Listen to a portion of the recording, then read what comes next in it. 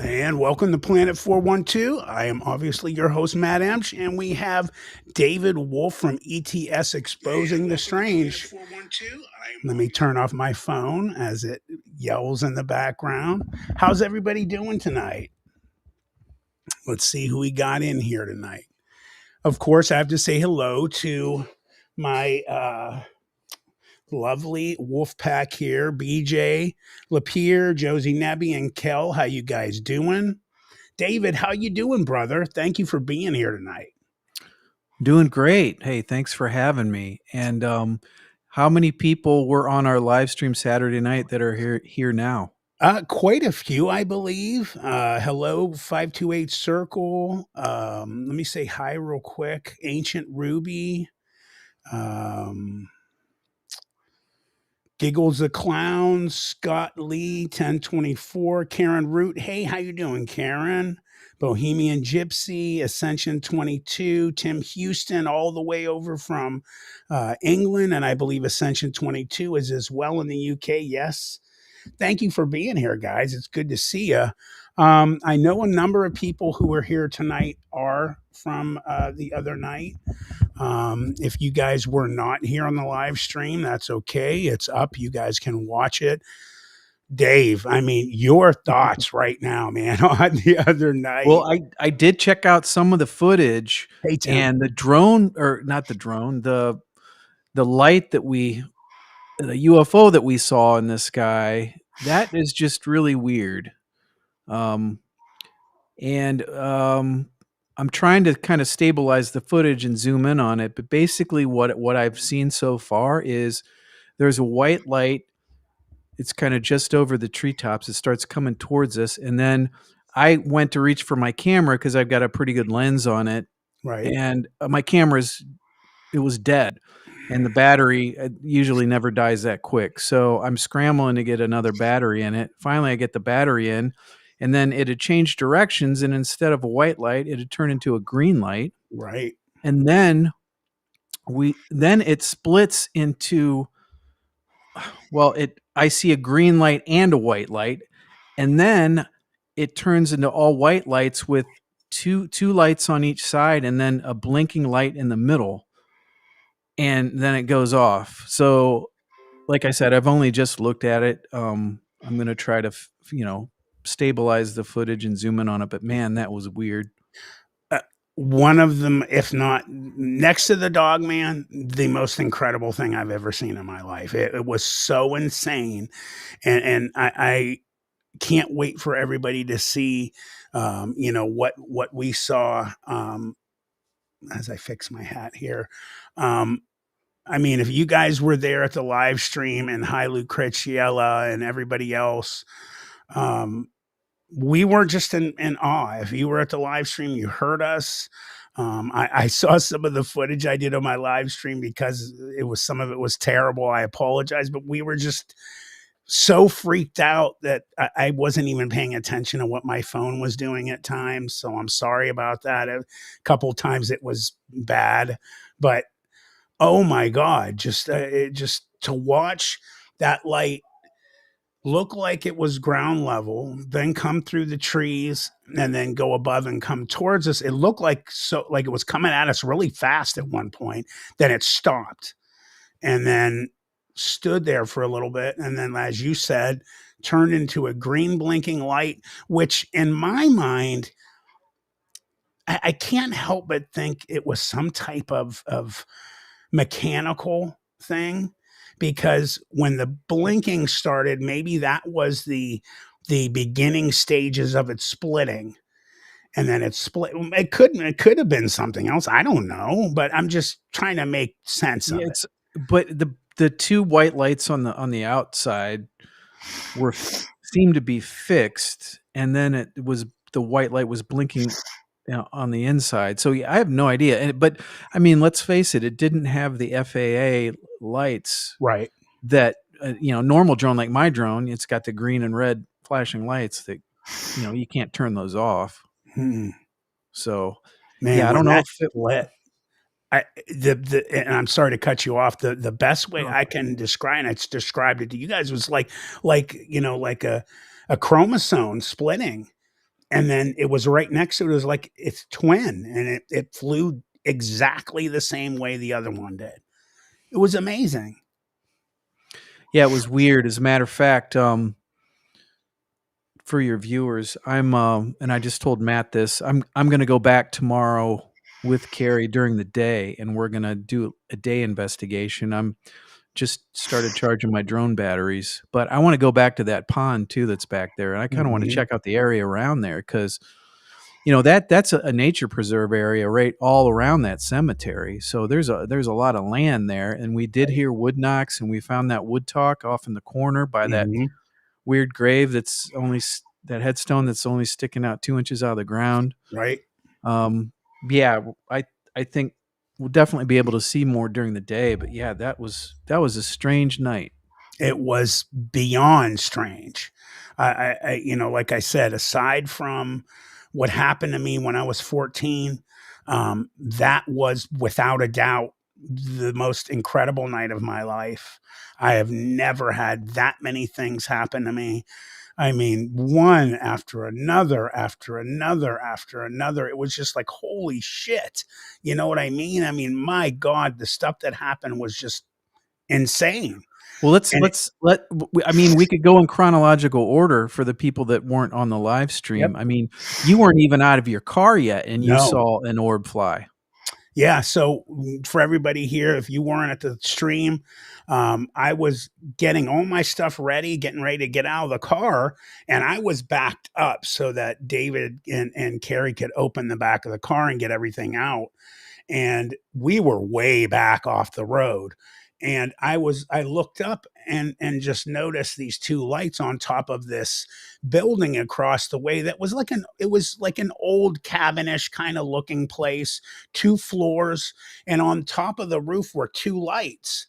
And it drew my attention. And then all of a sudden, as I'm looking, the from my point of view, the light on the right started to move. And I was like, whoa, what the heck? And I yelled out the window to you guys, and I heard something.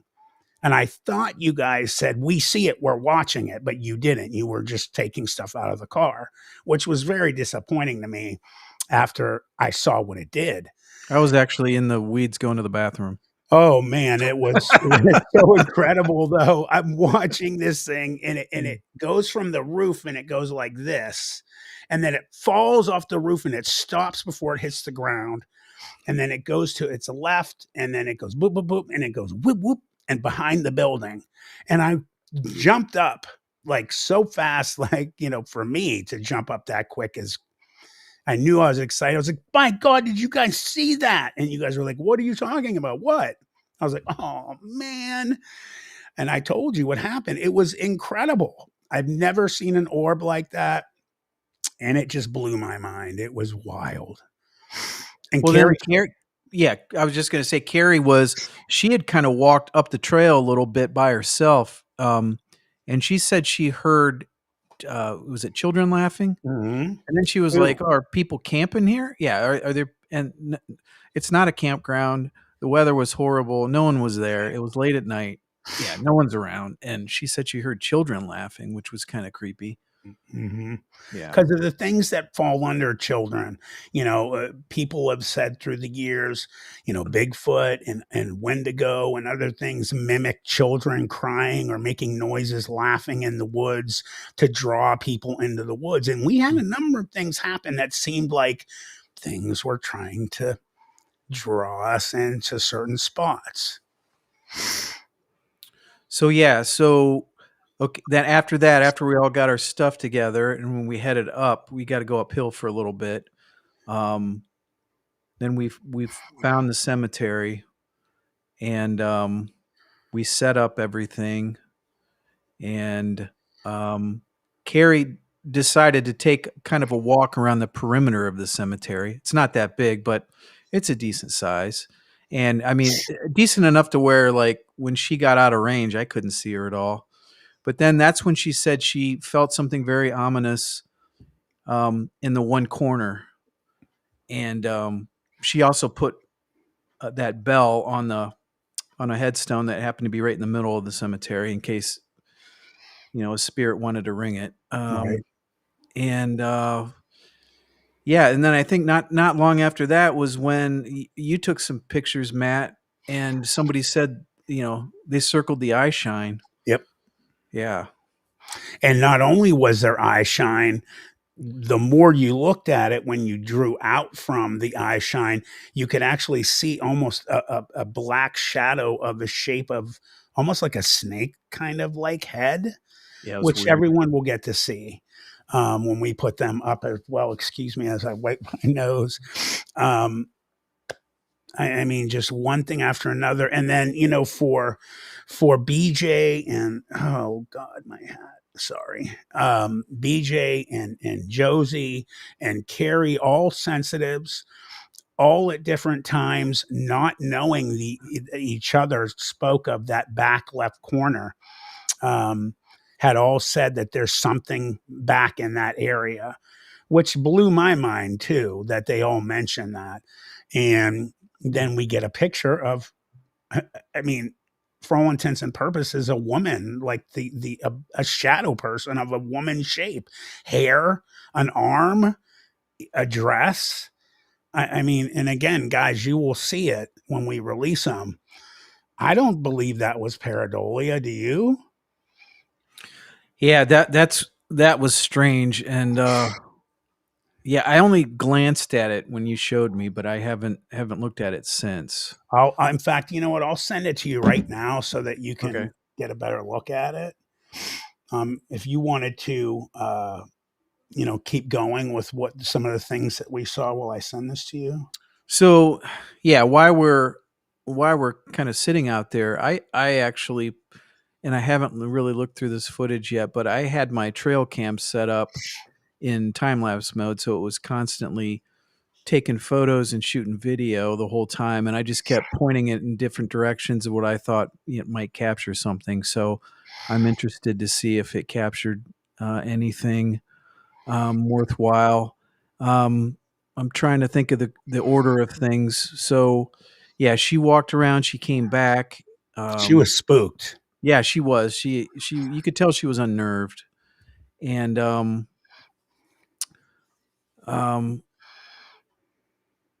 I don't know. I'm not sure. There was a lot of time that passed before we walked back to that corner. I think Yeah. that we saw the UFO somewhere in between. I had noticed before the UFO, you were interviewing Carrie about some of the stuff that had happened to her. And I saw, because I was behind you recording her, and beyond her was that large tombstone.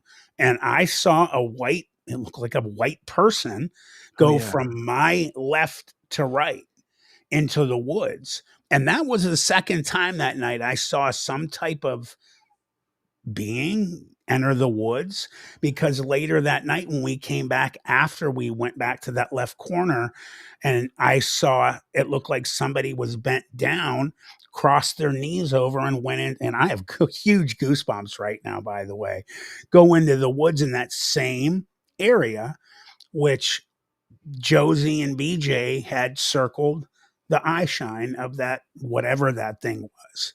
So something was going on in that area. Um, and I don't, I just, I have no explanation for what's going on there, man. I don't know if there's ley lines under that place.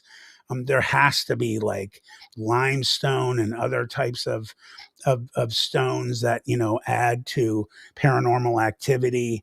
I'd love to look into that. Yeah, I'd love to look into the history of the cemetery too. Yeah. I'm gonna try to dig Oh into yeah.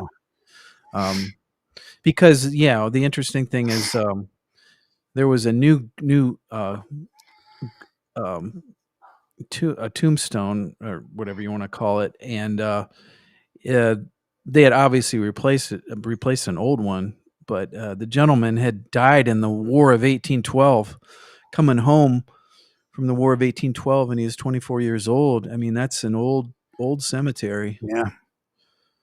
But so yeah, I know. Okay, yeah. So you saw the figure, the white figure, and then I mean, when we went back into that corner, that's when even more high strangeness happened. I mean, that's when we saw the lights. That's when we saw the tombstone that was only sticking out 2 inches out of the ground. That's when I saw the wood talk there, right in the same corner. Like, I mean, what?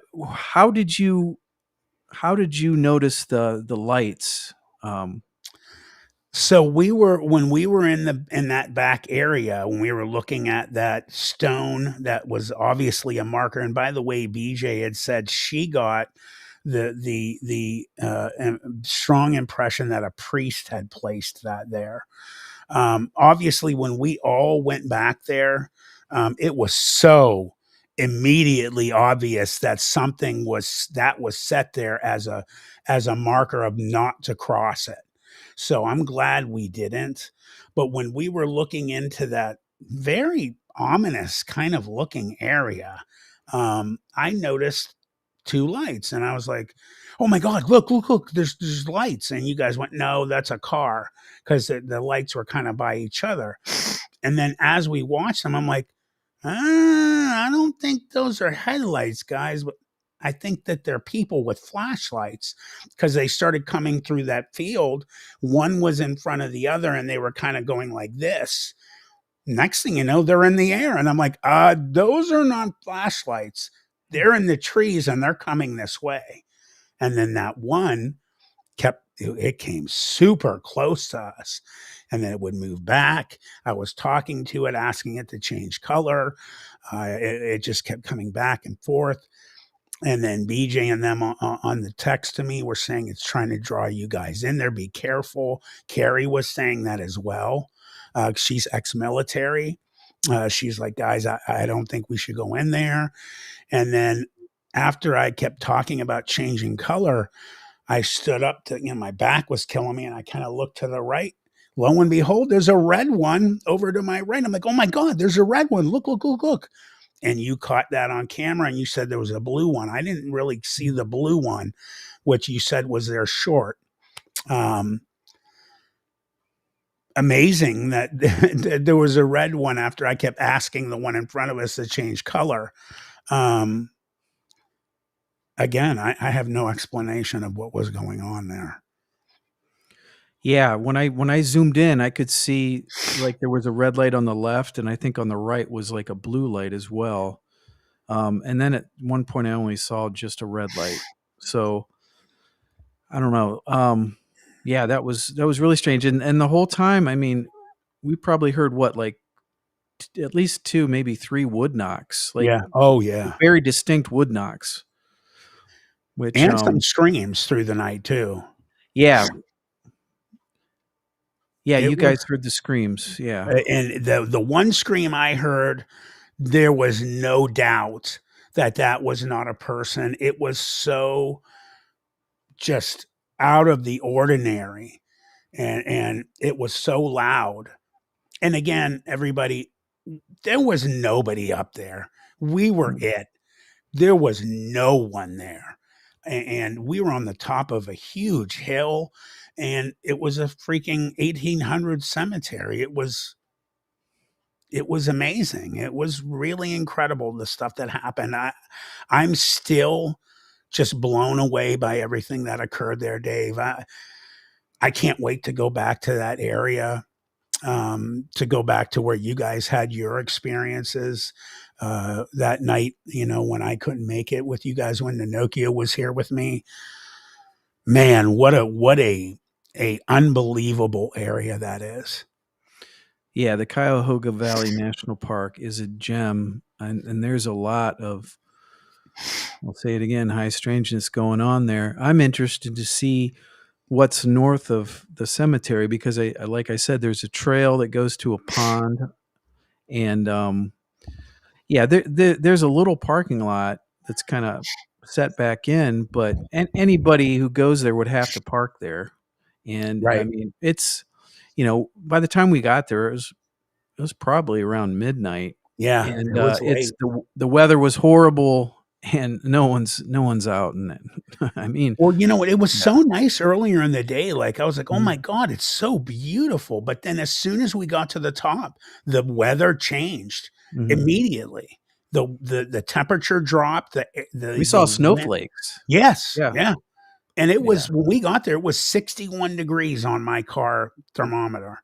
So, um, man, it's adds to the sense of strange things that occur when you go to haunted places, that the temperature drops. And when we left, everybody, before we left, where we were doing EVPs, and I had asked, I forget what question it was, and the wind just picked up immensely, and me and Carrie immediately felt like something had come, and it was like mad or something. It was a really scary feeling, I have to be honest with you. And she's like, I want to go, I want to go. And I was like, whoa, man, that was weird. At the very end, yeah. Yeah. I heard it came in. It sounded like a friggin' freight train Yeah, coming it in. did. It It was was really loud. It odd. was very ominous. Yeah, Yeah. very. Yeah. So we got out of there. Yeah, we Carrie was probably got out of there about 3:30, I think. It was late. Yeah. I Yeah. didn't get home till like 5 o'clock in the morning. Um, BJ says, not after 30 seconds after I told you, Matt, that something was looking at David, you said how cold it suddenly got. Yeah, that's a wild place, boy. Man. That light, I will never forget that as long as I live. That was so freaking incredible. Wow. I'm going to tell you what, Lucretiella, some of it was scary when they pointed out those eye shine. Then I was like, oh boy, we're getting surrounded. There's something around us. Yeah, I 'Cause was I like, didn't. and that's when I made sure that I had my handgun on my side, and I was like cognizant about our perimeter. Yeah, and especially because of what happened to you guys the last time you were there. That's when I was like, "Oh boy, okay. All right, we better watch." And we started being a little more vigilant about around us, but I mean anything around it. They could have came in whenever they wanted. It wouldn't have mattered. Well, Um, somebody was it BJ or who actually had a name for us? oh yeah, Um, I think it was BJ and Josie had said it was it Stephanie, BJ? Let's see what she says here. but she had a name. Yeah, and David, I sent you that picture, by the way, and just Okay. looking at it right now was incredible. And that's in night vision, by the way. That picture, that phone is incredible. What that does. Wow. Beverly, BJ said. That's from your iPhone? Yep. Dude. Isn't that crazy? Oh. Yeah. It was So, pitch guy, black dark when we were standing there. yep. Holy. Looks like it's daytime. Dude, I gotta get one. Yeah, yeah. So, guys, I have a iPhone 17 Pro Max, and the night vision on it is absolutely ridiculous. The Um, interesting thing is when I go back there tomorrow during the day, just to find that tree and just to see what it looks like during the day. Yeah, I will guarantee you that ain't That there. looks like it was taken during the day. That's It does. crazy. It does. In fact, my wife said to me, "I thought you guys went at night." I said, "That is at night." Wow. All right. Well, I'll tell you Well, what we're going to do is we've had people coming in and leaving, and I think they're a little disappointed that we're not reviewing videos. So we're going to jump in to start reviewing some stuff, guys. Man, when you see what comes out from what we had that night, you're going to be blown away. It was an amazing night. But without further ado, let me jump in here. I know some people sent me some stuff. Let me see here. I have a little bit of a cold from the other night. yeah, you guys, it'll be worth the wait to wait for the video because we'll be able to show you everything that we found at that cemetery. Absolutely. Yeah. All right, let me share this. This is from my good friend Kat.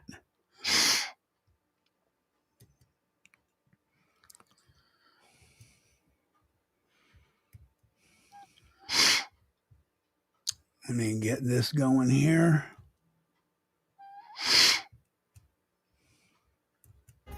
What? Toys moving on their own, dolls changing expressions, and figures appearing where no one should be. Everyone can see you in their reflection. These aren't just haunted objects, something inside them seems alive. Let's begin before another one starts moving. A young gamer, Frederick from Mexico, sat chatting with his friends during a late-night stream, holding his Laboo doll casually beside him. As his focus stayed on the game, the doll's expression shifted slightly. Its eyes widened, lips curling faintly, as if forming a grin. For a brief moment, its head even seemed to tilt toward him, but when he turned back, everything looked completely normal again. Some say it might have been a hidden feature of the toy. Others believe the doll reacted to his voice, yet one detail in the clip remains unexplained. Its reflection on the monitor All right, that's a person.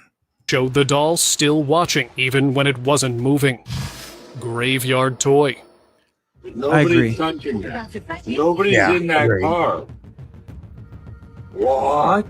Dolls and teddies can look harmless, but once they start moving on their own, that changes everything. At dusk, a man walking past a cemetery noticed a Laboo doll swaying back and forth inside a parked car. No one was there, yet it moved rhythmically, like something unseen controlled it. Hours later, after it got dark, a nearly identical doll appeared beside a grave nearby. The doll's head tilted slightly toward the camera, its movement slow but deliberate. Those who saw the clip said it almost looked alive, aware of being filmed. Many believe it wasn't just a toy, but something drawn to the place it now rests beside. Clown doll. This couple expected a calm weekend, but instead, they caught something chilling on camera. While relaxing in their living room, the man kept hearing faint whispers near his wife, until a voice clearly said, "You hurt your mother." You killed your mother. He quickly turned his camera toward her. Behind her hung a clown-faced doll they'd brought back from one of their paranormal cases. At first, it just tilted a little, like it had slipped from its place. Then, right in front of the camera, its arms stretched open on their own. The recording cut off abruptly after that, leaving viewers to wonder if something inside the doll had just awakened. Storage footage. A man who managed a small storage unit had installed cameras to prevent theft, but what he captured left him speechless. Among the shelves of stuffed toys, one suddenly lifted its head and turned toward the camera, almost as if aware it was being watched. The toy then slumped back into position, perfectly still. Thinking it was some trick of light, he checked the footage again, but it was real. The toy had clearly moved. He later visited the unit in person, filming his search, and shared everything online. To this day, no one has given a real explanation. Doll room. Daniel, a paranormal investigator, was exploring an old, abandoned house, though he'd find nothing but dust and broken furniture. But when he entered one specific room, he froze. Dozens of dolls sat lined across the shelves and floor, each with glassy, lifeless eyes. He brushed it off as a coincidence until he noticed their heads ever so slightly turned toward him. Wherever he moved, those eyes seemed to follow, like they were aware of his every step. He tried to convince himself it was just his nerves, but the pressure in that room felt too real. He ran out and never went back, yet he swears to this day he still dreams of those eyes. Tattoo studio. While tattooing her client in April 2025, Madonna suddenly felt something off in the room. The small metal table beside her began shifting little by little, its supplies rattling as if someone invisible brushed past. At first, she laughed it off, but when the movement grew stronger, panic set in. April turned pale, clutching her arm as the artist whispered for protection. In the name of Jesus, leave us the fuck alone. Then, right in front of them, a nearby chair slid several feet across the floor without anyone touching it. The air turned icy and heavy. Grabbing their things, both women rushed out, convinced they had just experienced something far beyond the ordinary. doll's All right, secret. hold on a second, guys, here. All right, we're going to come back. I love that comment, by the way. That was hilarious. So I just wanted to get everybody's views so far. Which ones do you guys think are legit? Dave, what do you think? Well, that one of that guy that put the camera up in the storage room with that doll, that looked pretty weird, man. It did. It did. Um, I agree. But the like I agree with you about that one. Looked like a sex doll, but her was a expression that was an expression from a real person. Yeah. Oh, 100%. You could tell it was a person. Yeah. A lot of them I don't buy. Like the ones in the cemetery, I don't know. The one in the car, I have a car that I can start with no one in it, and the air and everything turns on. So that car could have been started and blowing that thing around. Yeah, the cemetery, you could have done that with like fishing line. Right. Yeah. Right. Lucretiella says the tattoo parlor seemed real. I mean, their response seemed pretty legit. Yeah. I agree with that one. Christy Nicole says the Labubu by the grave fake. There's a cat behind it in a costume. We agree. Obviously, we already said that one. Everybody's saying the cemetery. Wooden doll. Tim Houston says, yeah. Everybody's pretty much on the same picks here. All right, guys, let's move on.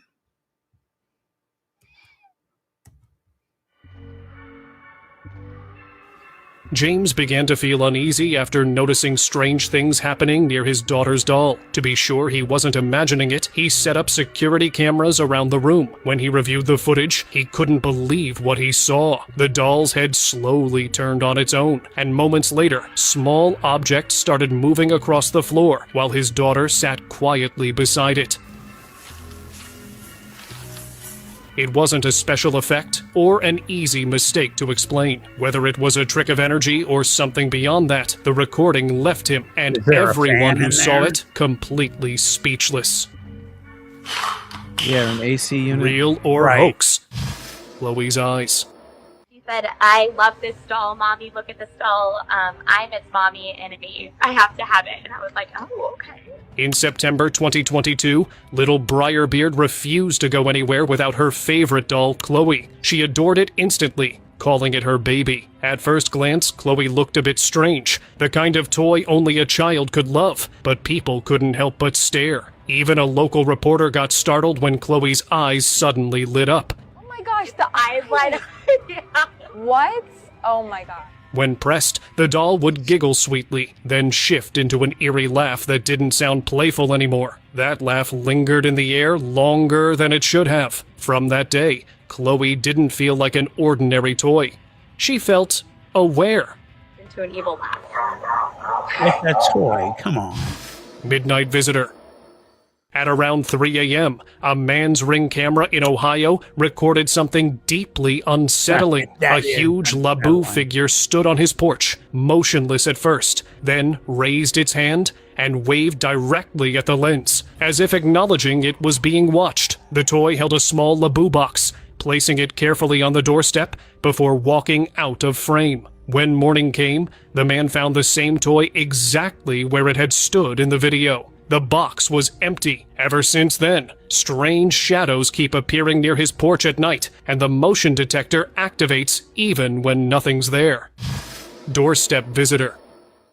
A man casually checked his doorbell camera feed, expecting maybe a delivery. Instead, he froze. A small doll stood right outside his door, staring directly at the camera. Moments later, it began to speak, its voice faint but clear. Startled, he opened the door, pushed it aside, and quickly tossed it away. But when he went back to review the footage, the unease only grew. There was no sign of anyone leaving it there, no footsteps, no shadow. The doll had simply appeared, like it knew exactly when he'd be watching.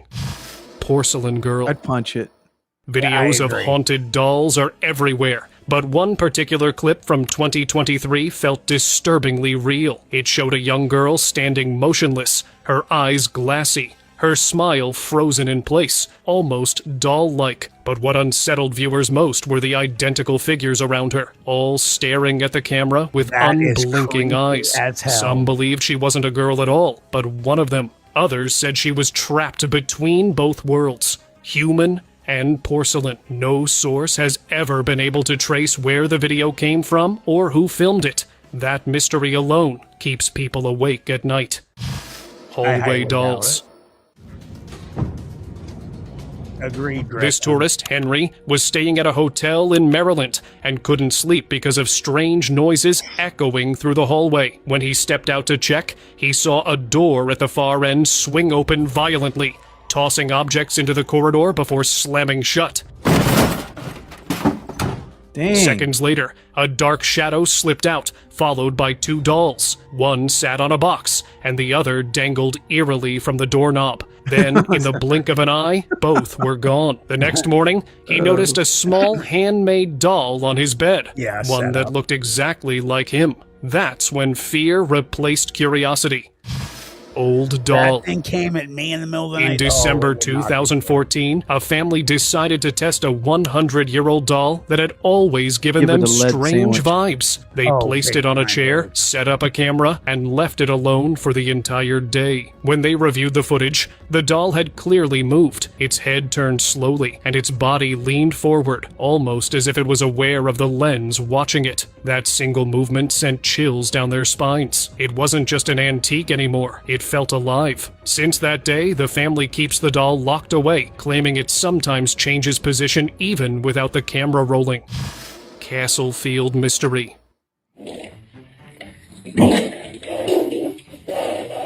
In Manchester's Castlefield house, a quiet office block turned into the center of a strange mystery. Late one night, security footage caught chairs sliding across empty rooms and I've seen this computers one before. flickering on by themselves. Now that looks Doors fake. rattled violently as if something was trying to escape, But some of while this papers stuff I don't flew think from we desks explain. like caught in an unseen breeze. Workers later confirmed I no think one I had been saw that on inside when it happened. Paranormal Caught on The Camera. building's eerie Yeah, reputation like, grew after the I don't know video how you appeared can online in 2012, drawing paranormal investigators from everywhere. Some called it evidence of a restless spirit, while others insisted there's a scientific reason, one that's still undiscovered. What do you guys think about that one? Have you seen it before? Scientific. There's a scientific Glowing reason? eyes. Laboos may look cute, but one family learned they can hide something much stranger. Late at night in 2025, while the children slept, their home security camera captured a faint flicker in the bedroom. The daughter woke up, rubbed her eyes, and froze. Her Laboo doll's eyes were glowing softly, fixed right on her. She screamed, waking everyone in the house. Her father ran in and threw the doll outside without thinking twice. But when they checked the footage later, the reflection of those glowing eyes was still there, hovering faintly on the wall. Well, Long the after kids' the eyes are toy glowing was too. gone. Infrared makes your eyes glow like that. So Well, then the infrared lights they had in there were doing that. yeah. Reacting doll. Funny. You like your new toy? A little girl was proudly showing off her new doll to her family. She smiled at the camera, talking about how much she liked it, when suddenly the doll's arm lifted on its own. Everyone froze. Before they could react, it pushed a candle sitting nearby, knocking it over. The laughter in the room turned to silence. It almost seemed like the doll wasn't happy about being recorded, or maybe it just didn't want to share attention. Some called it a mechanical glitch, girl, others how you weren't so think sure. But one thing was certain, no one in that house looked at that toy you, the sweetie. same way again. Fuck. Sure his name isn't like Fred or Henry? Unwanted guest. Two friends were cleaning up after dinner, chatting casually, when something odd happened. A chair slid across the floor and fell over. They brushed it off, assuming it was nothing. But then, a dish rack suddenly tipped, startling them both. Moments later, the kitchen fell silent, until the tray full of freshly washed dishes flew off the counter, crashing to the floor with force. The friends froze, I'd be buying a staring at each other, dishwasher at that point. realizing nothing could have caused that movement. The room felt heavier now, the air colder. It was as if something invisible had joined their quiet evening and didn't want them there. Watching doll. A man was filming a quiet corner of his home when he noticed a doll standing there, its face hidden beneath a thin cloth. He thought nothing of it until he glanced back and saw the fabric slowly sliding off, as though invisible fingers were tugging it down. Beneath it was a pale, lifelike face. Blank, yet unnervingly aware. He froze, the camera still running, capturing every second. Viewers later suggested that spirits sometimes attach themselves to objects. If that's true, this doll wasn't just a decoration. It felt more like a silent observer, patiently waiting to be noticed again. Moving elf. Oliver sat down for dinner, setting his plate on the table near an elf on the shelf figure. He barely paid attention to it until it started to move. First, its hand twitched slightly. Then the entire figure shifted, turning its head just enough to catch his attention. He froze, staring in disbelief as it moved again, this time more deliberately. His chair scraped back as he jumped up, heart racing. There were no strings, no one around, just that toy sitting there, still as ever. Whatever it was, it didn't feel playful anymore. Chosen doll. It happened in 2020. A teenage girl couldn't stop smiling after getting a new doll. She took a few pictures with it, just playing around, but when she checked the photos, something felt off. The doll's head wasn't in the same position. It had turned slightly, and its eyes were now locked on hers. Her heart sank. She dropped it without thinking. People often say certain dolls carry restless spirits that never truly move on. And in that strange moment, she realized something. Maybe she hadn't picked the doll at all. Maybe it was the one that had chosen her. Watching doll. A man decided to test his new night vision camera in the living room just to see how well it worked. At first, everything looked completely ordinary, but when he played the footage later, his stomach dropped. The doll sitting near the corner, his daughter's favorite, wasn't as still as he thought. Its eyes slowly shifted, following him through the frame. Then, in one eerie moment, its lips curved into what looked like a faint grin. It wasn't just sitting there. It was reacting, almost like it knew exactly where he was. Staring doll. In California, the girl was fast asleep when she suddenly felt something unusual in her room. A strange heaviness, as if the air itself had grown uneasy. Rubbing her eyes, she looked around until her gaze stopped at her Laboo collection, lined neatly on the shelf. But one of the dolls didn't look like the rest. Its eyes seemed alive, bright, cold, and fixed directly on her. She tried to brush it off, thinking it might be the light, but every time she blinked, the stare grew sharper, almost mocking. She slowly turned away, yet she could still feel it watching, as if waiting for her to look back. Unseen movement. After several items kept ending up in strange places inside a shopping mall in 2024, the owner decided to check the security footage for answers. At first, it seemed like a simple case of theft. Maybe someone had broken in during the night. But what the cameras captured told a completely different story. One of the large display pieces suddenly began moving on its own, circling slowly across the floor with no one near it. The object was far too heavy to shift without help, leaving staff stunned. Many now believe this wasn't a break-in at all, but a possible encounter with something unexplained inside the mall.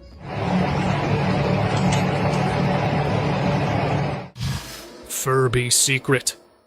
Back in the late 90s, kids loved Furbies for their cute voices and blinking eyes. But soon, parents started noticing strange things. Some toys randomly turned on by themselves, making odd screeching sounds or speaking in garbled tones no one understood. Others even moved slightly without batteries inside.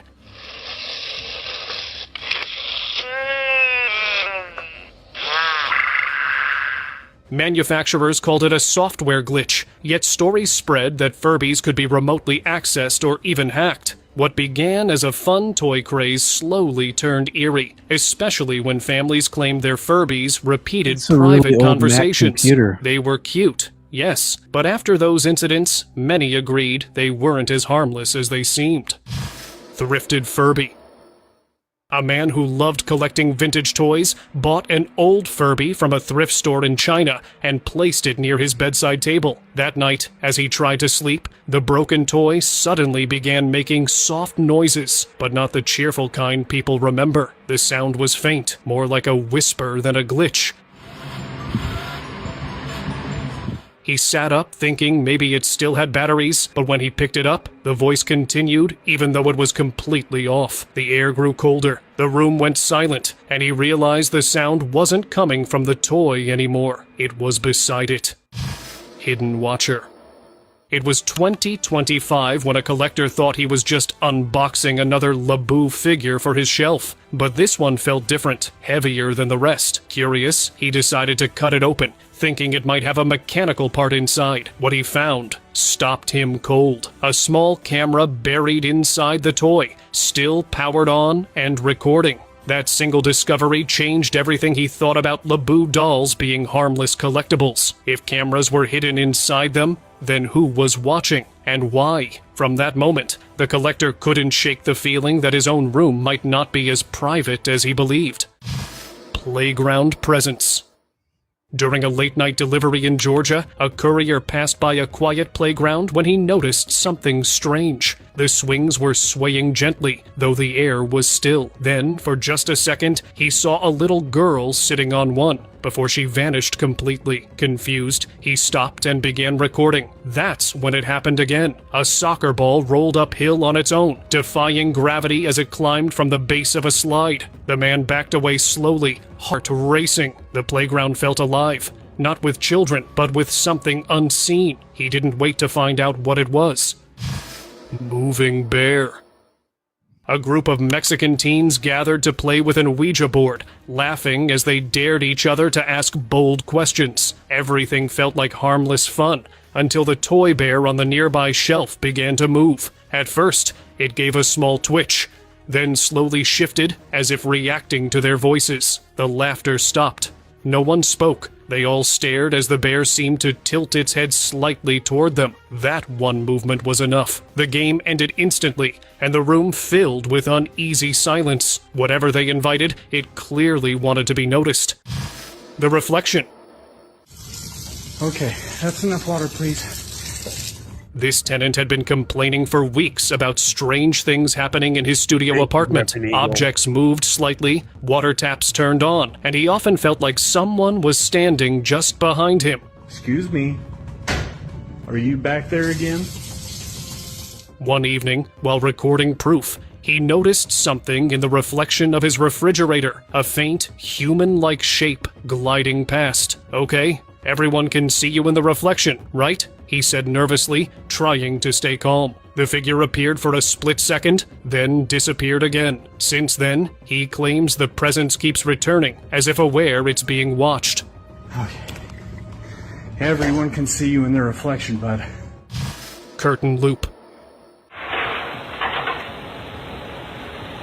Home security footage from a staircase camera revealed something no one could explain. Each time a woman drew her curtains shut, they would slowly open again seconds later. Thinking it was a draft, she ignored it, but the movements grew more deliberate, gentle at first, then firm, like invisible hands pulling them apart. Over hours, the pattern repeated endlessly, the fabric shifting without anyone near. Viewers couldn't decide what was stranger, the ghostly persistence or the eerie calmness in how it moved. It almost felt like something unseen was caught in a loop, trying to communicate, but never quite succeeding.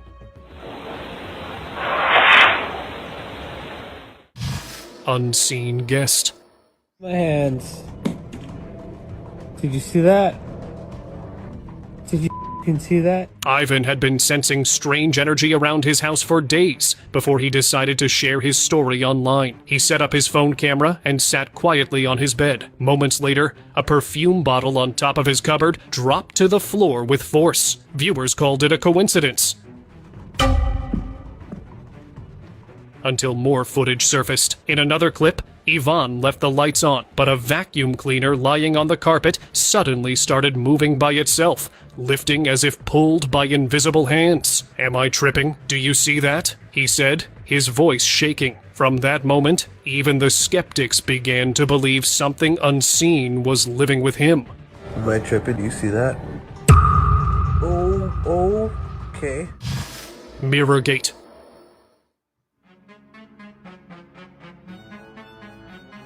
During a paranormal investigation in 2022, a man entered the basement of an abandoned house known for its eerie reputation. As he moved past an old mirror, something strange happened. It didn't just crack, it seemed to ripple like water before a dark shape stepped out from inside it. Frozen, he realized he wasn't just facing a reflection, but something far beyond it. The entity faded as quickly as it appeared, leaving behind the mirror, now shattered into pieces. To many, it was proof that mirrors can act as portals. To him, it was a reminder that some reflections should never be disturbed. Crying spirit. When a man returned to his apartment, he started hearing faint sounds that resembled a baby crying. At first, he thought it came from a neighbor's place, but the cries kept echoing inside his own room. Then came soft sobs, growing clearer each time. One night, he finally saw it, the figure of a toddler appearing and disappearing near his hallway. Things only got stranger when his battery-operated toys suddenly turned on by themselves, one after another, as if responding to something unseen. That was the moment he realized the presence he'd been sensing might not just be a sound, it was something trying to be noticed. Unseen visitor.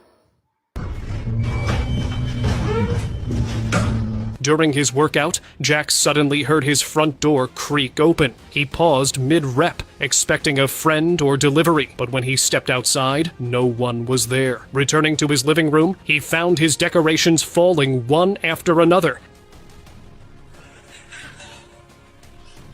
as if gently pushed by something invisible. The air felt heavier with each passing second. Unsure what was happening, he recorded the scene. Frames showed objects shifting without touch. Realizing it wasn't just coincidence, he quietly grabbed his keys and stepped out, deciding to give whatever was inside some space, hoping it would stay behind when he returned.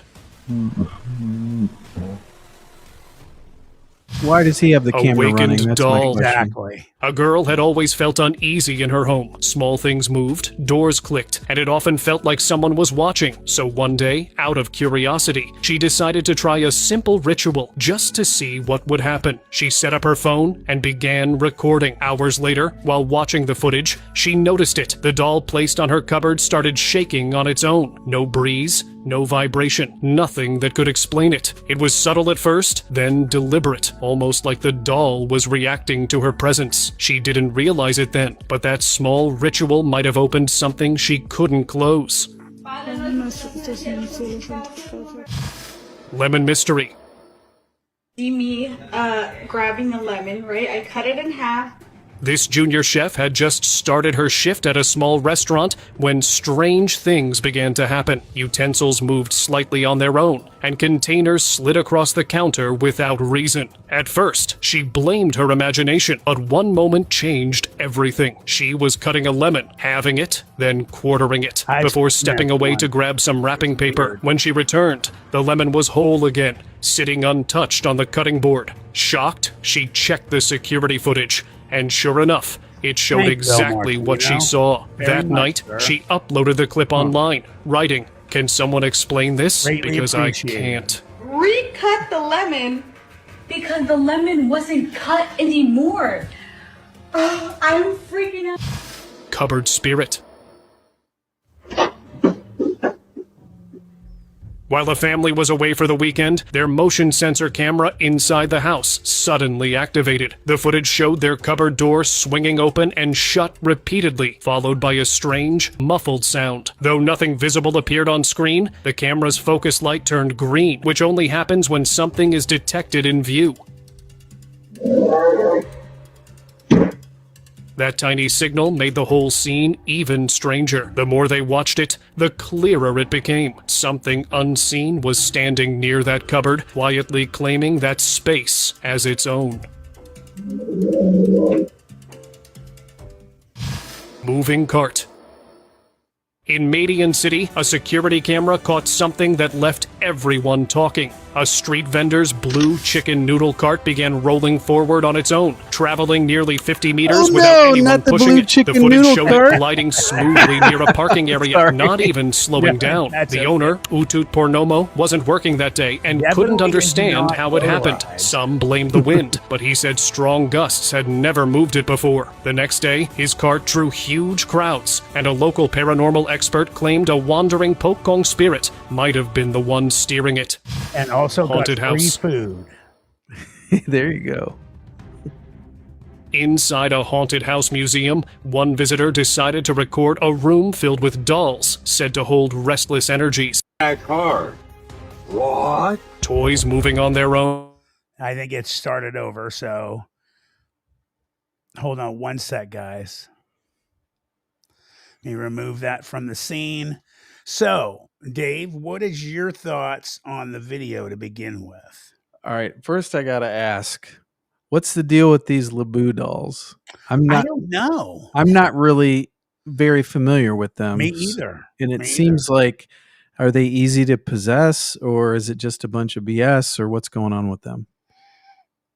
Does anybody know? No. I'm just going to say, I guess people get freaked out by them, by the way they looked. Well, they're like doing movements supposedly on their own, or they're making facial expressions. That one guy found a camera inside one of them. That's kind of creepy if that's true. And real quick, Griffin, I will for sure. Thank you. And Lucretiella, I agree. I think Laboo is BS. I don't know really what to say. I don't know, but out of some of them, I do think, well, I want to say real quick, the lady in the bathroom was a real woman screaming, so crying or whatever it was. That was pathetic. Well, the guy that had the reflection in off of his refrigerator, that looked, I mean, you could have had somebody standing there doing that on the other side of the wall, but right. I mean, it looked pretty creepy. Giggles the Clown says the guy that found the camera on it. What was he up to for the feds? Probably to stick a camera in it. Right. My question is, some of these, cameras that you see, like that guy lifting weights and his front door opens and stuff starts falling. It's like, okay, why was that camera up and why was he recording himself? It seems like a weird spot for, I don't know. Exactly. Yeah. Thank you to Kat for the video. Yeah, I mean, unfortunately, a lot of people just want to get themselves on camera and stuff. But I want to thank Kat very much for getting that up there.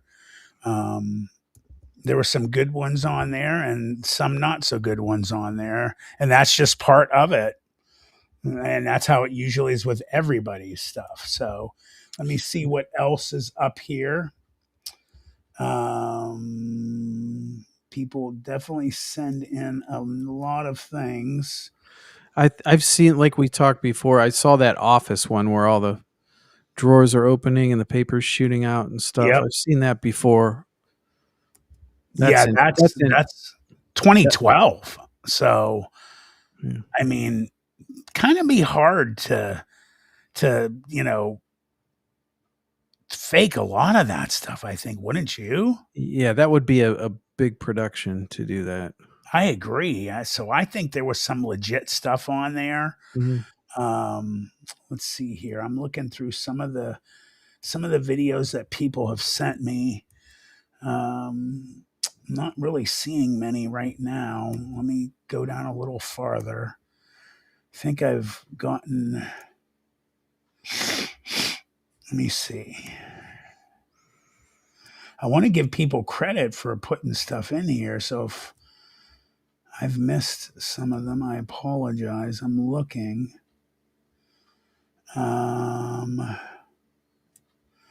Let's see. Here's one from Joan Ranko. Hold on one sec. Let me put this one up from Joan. Let me make sure. Yeah, that's a legit one. So let me put this one up here and share it. It's from the rabbit hole, I think. It says, Alexa, open your third eye.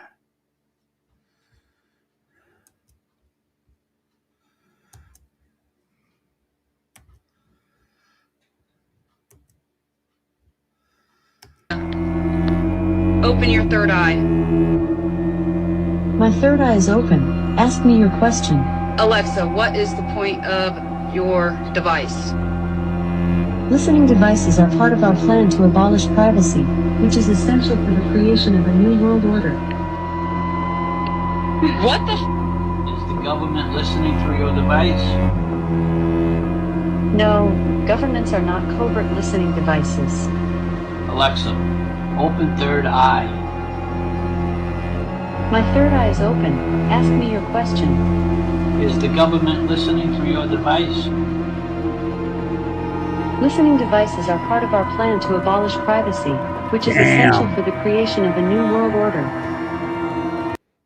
Well, at least she's honest. Yeah. I mean, dude, I had one of those for like a month, and then I really this was years ago, and then I really was like thinking about it, and I'm like, I unplugged it and threw it in the trash, and turned off Siri on my iPhone too. I don't need anything listening to me, man. Well, here's the thing, though. They have listening devices in every single electronic device in your home, your TV, everything. I remember when I was watching a commercial on the TV no, what was it? I was watching something. Yeah, I was watching something on TV and I said something and then, or vice versa. I forget if it was commercial on my computer and then it popped up on the TV or vice versa. Man, they're listening to everything. So, you just talk about something and it pops up. We had an issue. Lisa and I, we were both sitting at this bar trying this new kind of rum, and this was years ago, and we kept talking to the bartender about this rum and everything. I had Siri turned off on my iPhone. She had Siri turned on her iPhone. Literally, like a day or two later, she started getting all these ads popping up in Facebook for this rum. Yep. And she didn't search on her phone for it. She didn't search through Facebook. We were just having a conversation with the bartender. So, yeah, interesting.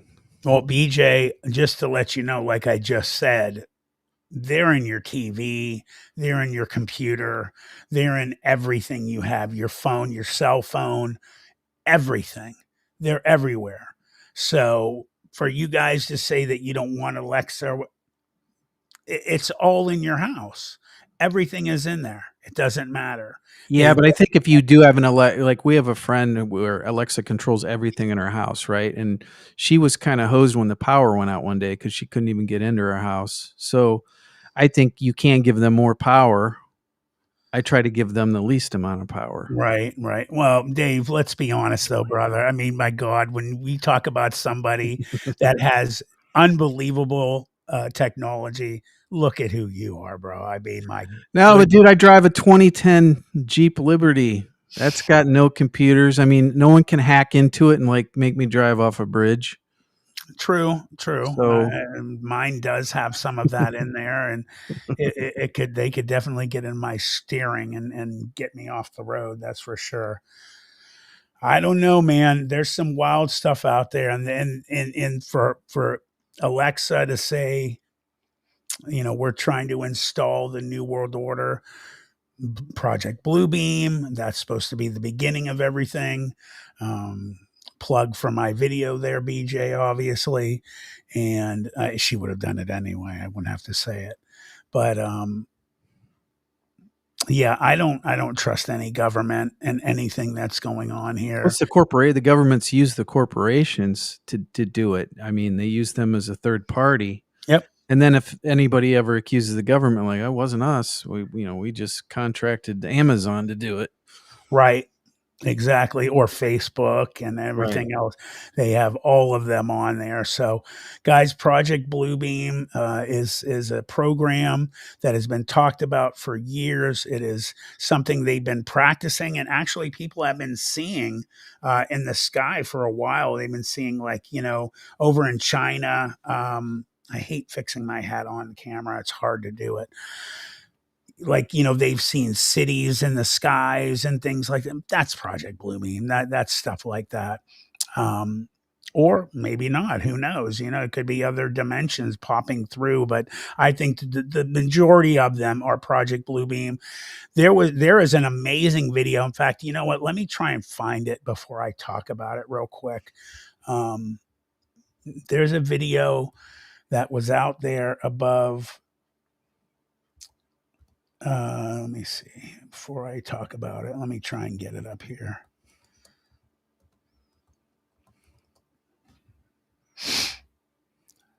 Here it is. Awesome. All right, here we go. Let me get it up.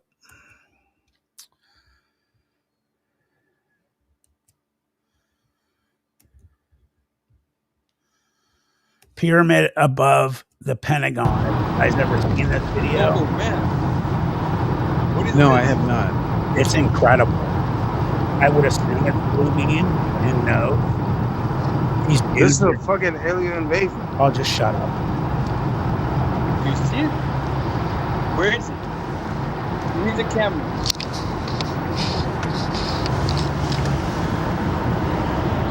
What is this? I mean, You'll what see the it, fuck trust is me. that?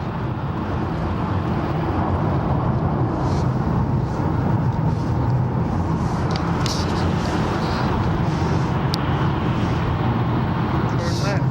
Left. That's the Pentagon, by the way, guys.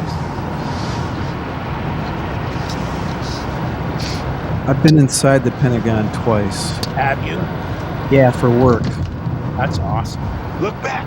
Look back. There's a giant I got you, pyramid-shaped ship above it. I see it. Turn right. Turn right. Turn right. You see it? Where is it?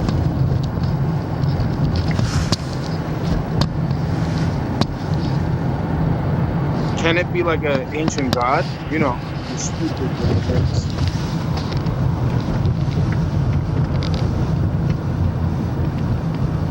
Slow down, man. Slow down. What? It's gone. I don't see it. Man, do you see it?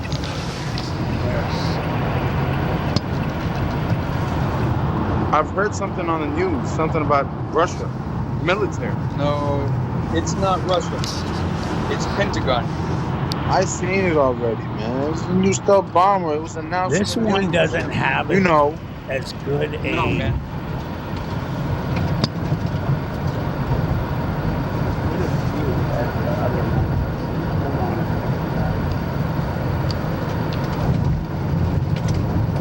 Turn on the... There we go. Oh, man. What is There we this? go.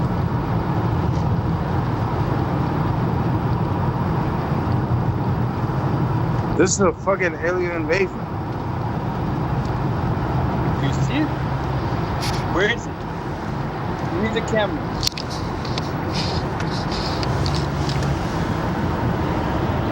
What is this? I mean, what the fuck is that?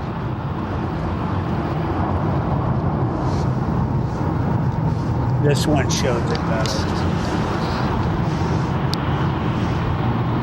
Turn left. Left.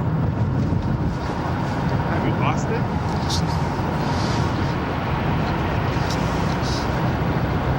I think it might be blue beam, guys. There's a great view of it.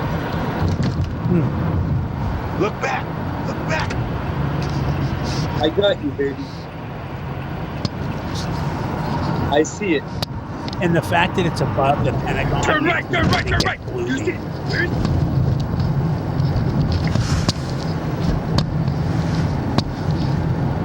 Or it's a Can it be like an TR3B. ancient god? You know, you stupid little things.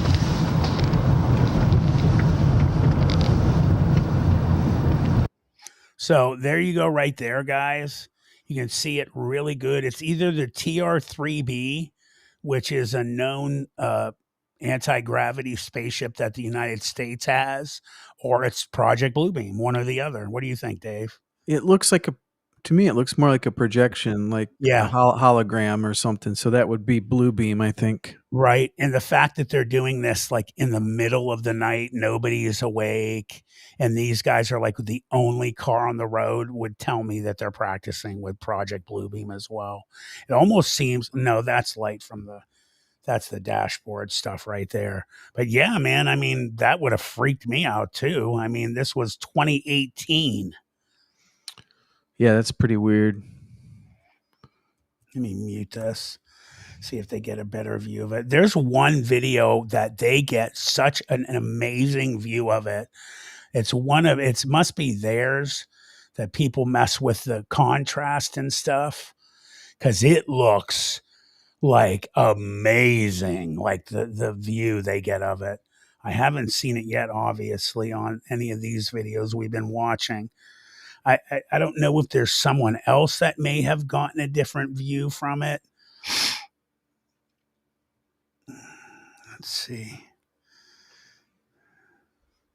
Seeing the fact that they're makes you wonder. No, there it is. It's still there. Yeah, I think I think it's Project Bluebeam too, Dave. Pretty wild, man. I mean, what do you guys think? I mean, the fact that definitely was there. I mean, that's for sure. Let's see if there's any better.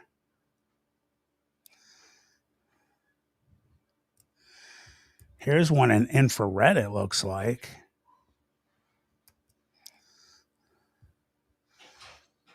Let's see.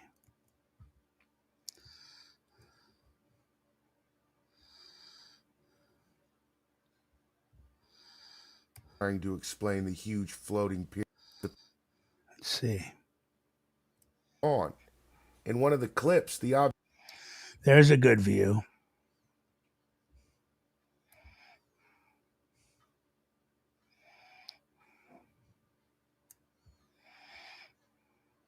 That's a decent, somewhat. I mean, you can definitely see the shape. Oh, I yeah. agree. That looks more. Yeah, that looks more like a 3D object. It did. That looks like the TR3B, because you can actually see 3D kind of, I mean, actual shape to this thing. That's pretty wild right there. I mean, that one right there is. I mean, it looks like it's it's revolving. That was revolving. Wow, that was pretty weird, man. I agree, Ancient Ruby. Much more convincing. This is the one that those guys got. Let's see. So are those both from the same night or different nights? No, different nights. Okay. Same area? Let's see.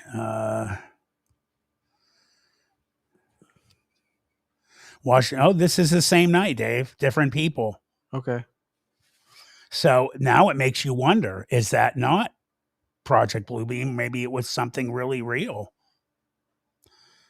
Because, man, if Project Bluebeam can make 3D images, that's incredible. I mean, I would assume maybe it can by now.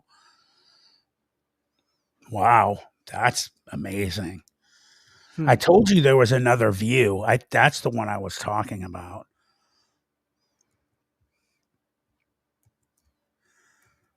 I don't see much there. There it is right there in the sky. You can barely see it. There you go. There's a good view.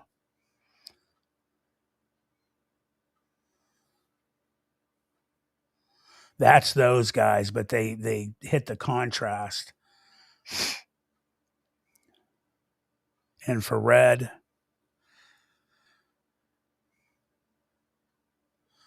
Not real good.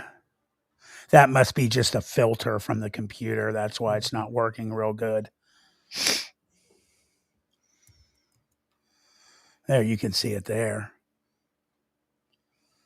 I don't know. I don't know. That one to me, Dave, I mean, look, it's revolving again. Yeah. I don't know. I mean, I would imagine the technology they would have for Project Bluebeam would be so immensely amazing that it would make it look real, because if they're going to fake out the world that we're being attacked by aliens, it's got to look real. You know what I mean? Right. And the thing of it is if it was a real threat to the Pentagon, there would be jets like buzzing it. Oh, You know what my I'm saying? God. So this is Yeah. definitely an inside job. Right. 100%. I agree. What do you guys think about this? Yeah, David Nichols, he says he's seen a couple Jesus figures in the clouds. They've had those on before. I've seen those too online. Mm-hmm. And again, it makes it seem like they're just practicing Bluebeam. And if they're going to throw, like, Jesus up there, and yeah, welcome, David.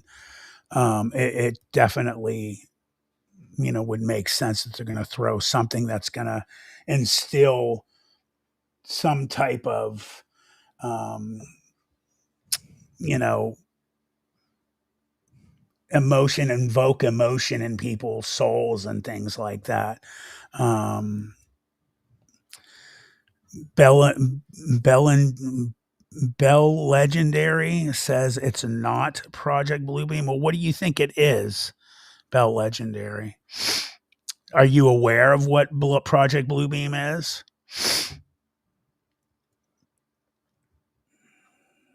Let's see.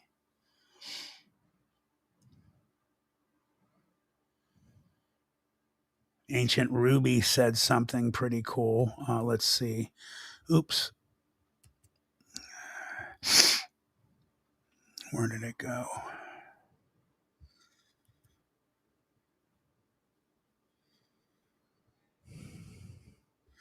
She says they saw a triangle, that what they saw, black with lights, no sound, and I felt afraid of it. I've seen hundreds of others and not felt afraid at all.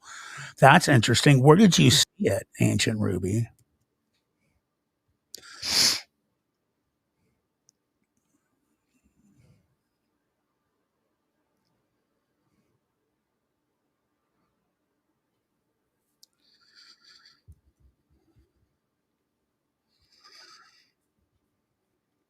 Yeah, I've seen that as well, Griff. Definitely something to check out, guys.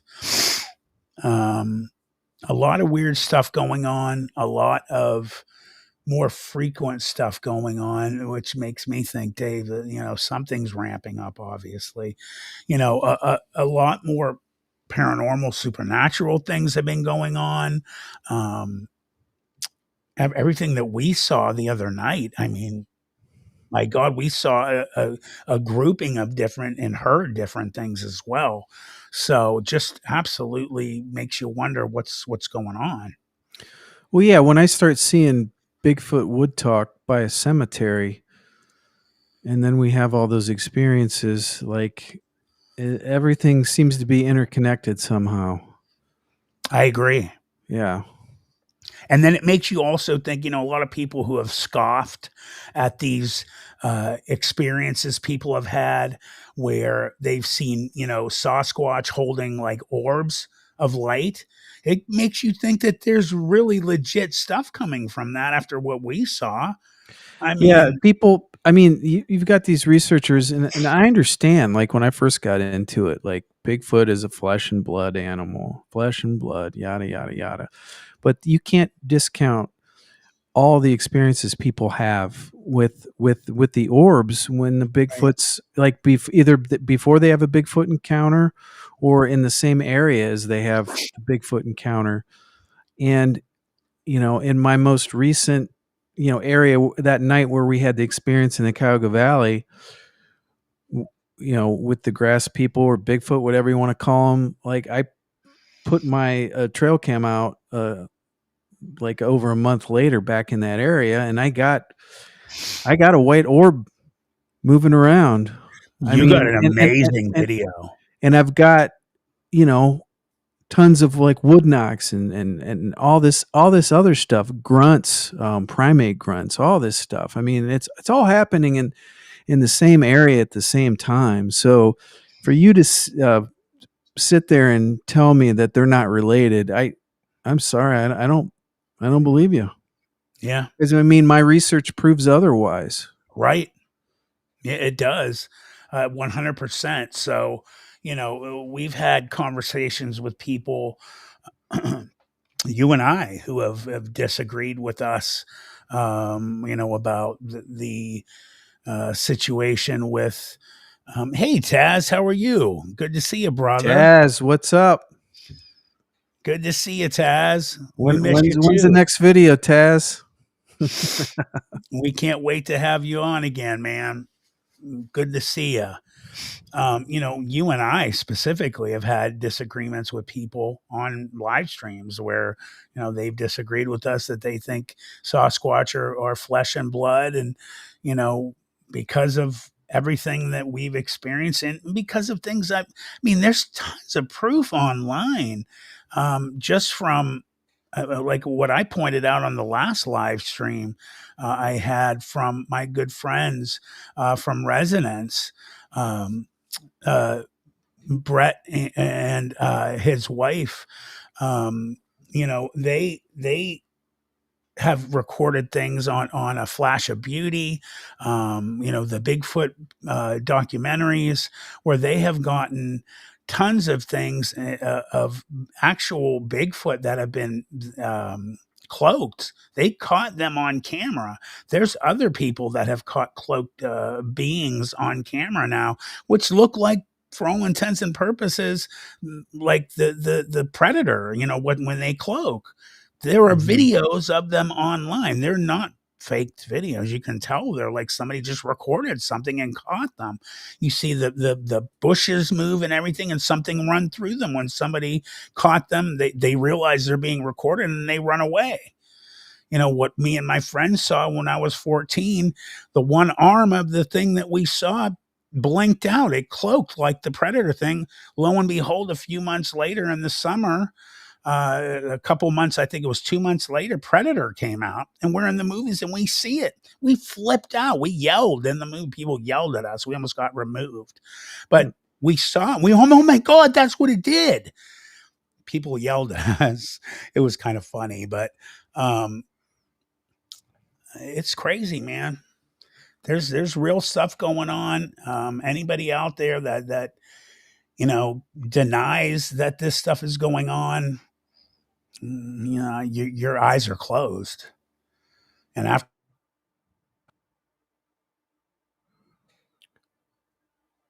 Matt has disappeared. So now you guys are stuck with me.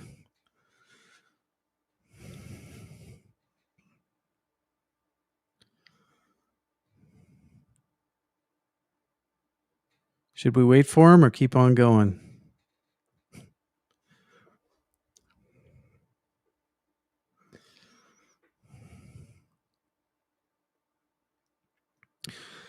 Anyway, for you people that joined late, we're there he is.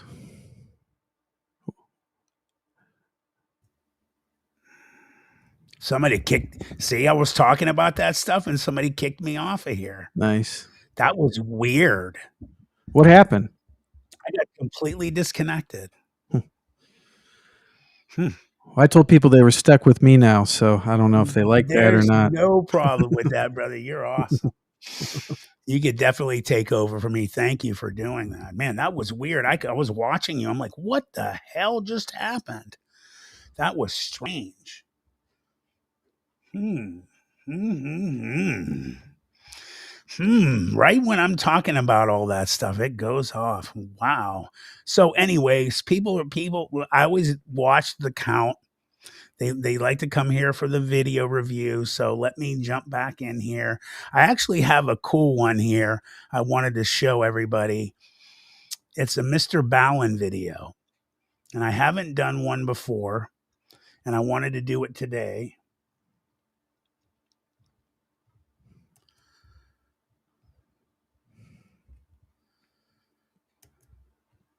Because it looked really cool. So we're going to play this one. On the afternoon of July 18th, 1997, a man was driving down a road surrounded on both sides by trees in a rural part of Wisconsin called Douglas County. There were no other cars on the road, and so this guy was driving pretty fast. And as he rounded this bend in the road, something out the passenger side window on the side of the road in the grass caught his eye. He couldn't tell what it was, but it was a pretty big object, and after he drove right past it, he just couldn't stop thinking about it. Like, whatever it was, it just seemed out of place. And so for whatever reason, this man felt compelled to actually stop and go see what it was. And so he slowed down and parked on the shoulder, he got out, and began walking along the road back in the direction of this object. And as he got closer, he began to see this object again in the shoulder of the road, and it was sort of obscured by grass and other things, so he couldn't see what it was. But as he got closer, he saw the object was pretty big, and it was all white. And as he took a few more steps and got within maybe 20 or 30 feet, he finally got a better look at this object, and he just froze. Because the object was a man wearing all white, a white suit, a white belt, white shoes, all white, and he was laying on the side of the road, just totally motionless. And for a second, the driver thought, maybe this guy is sleeping, but after taking only a few more steps and getting a totally unobstructed view at this guy, he saw there was a gaping hole in this man's chest. He was obviously dead.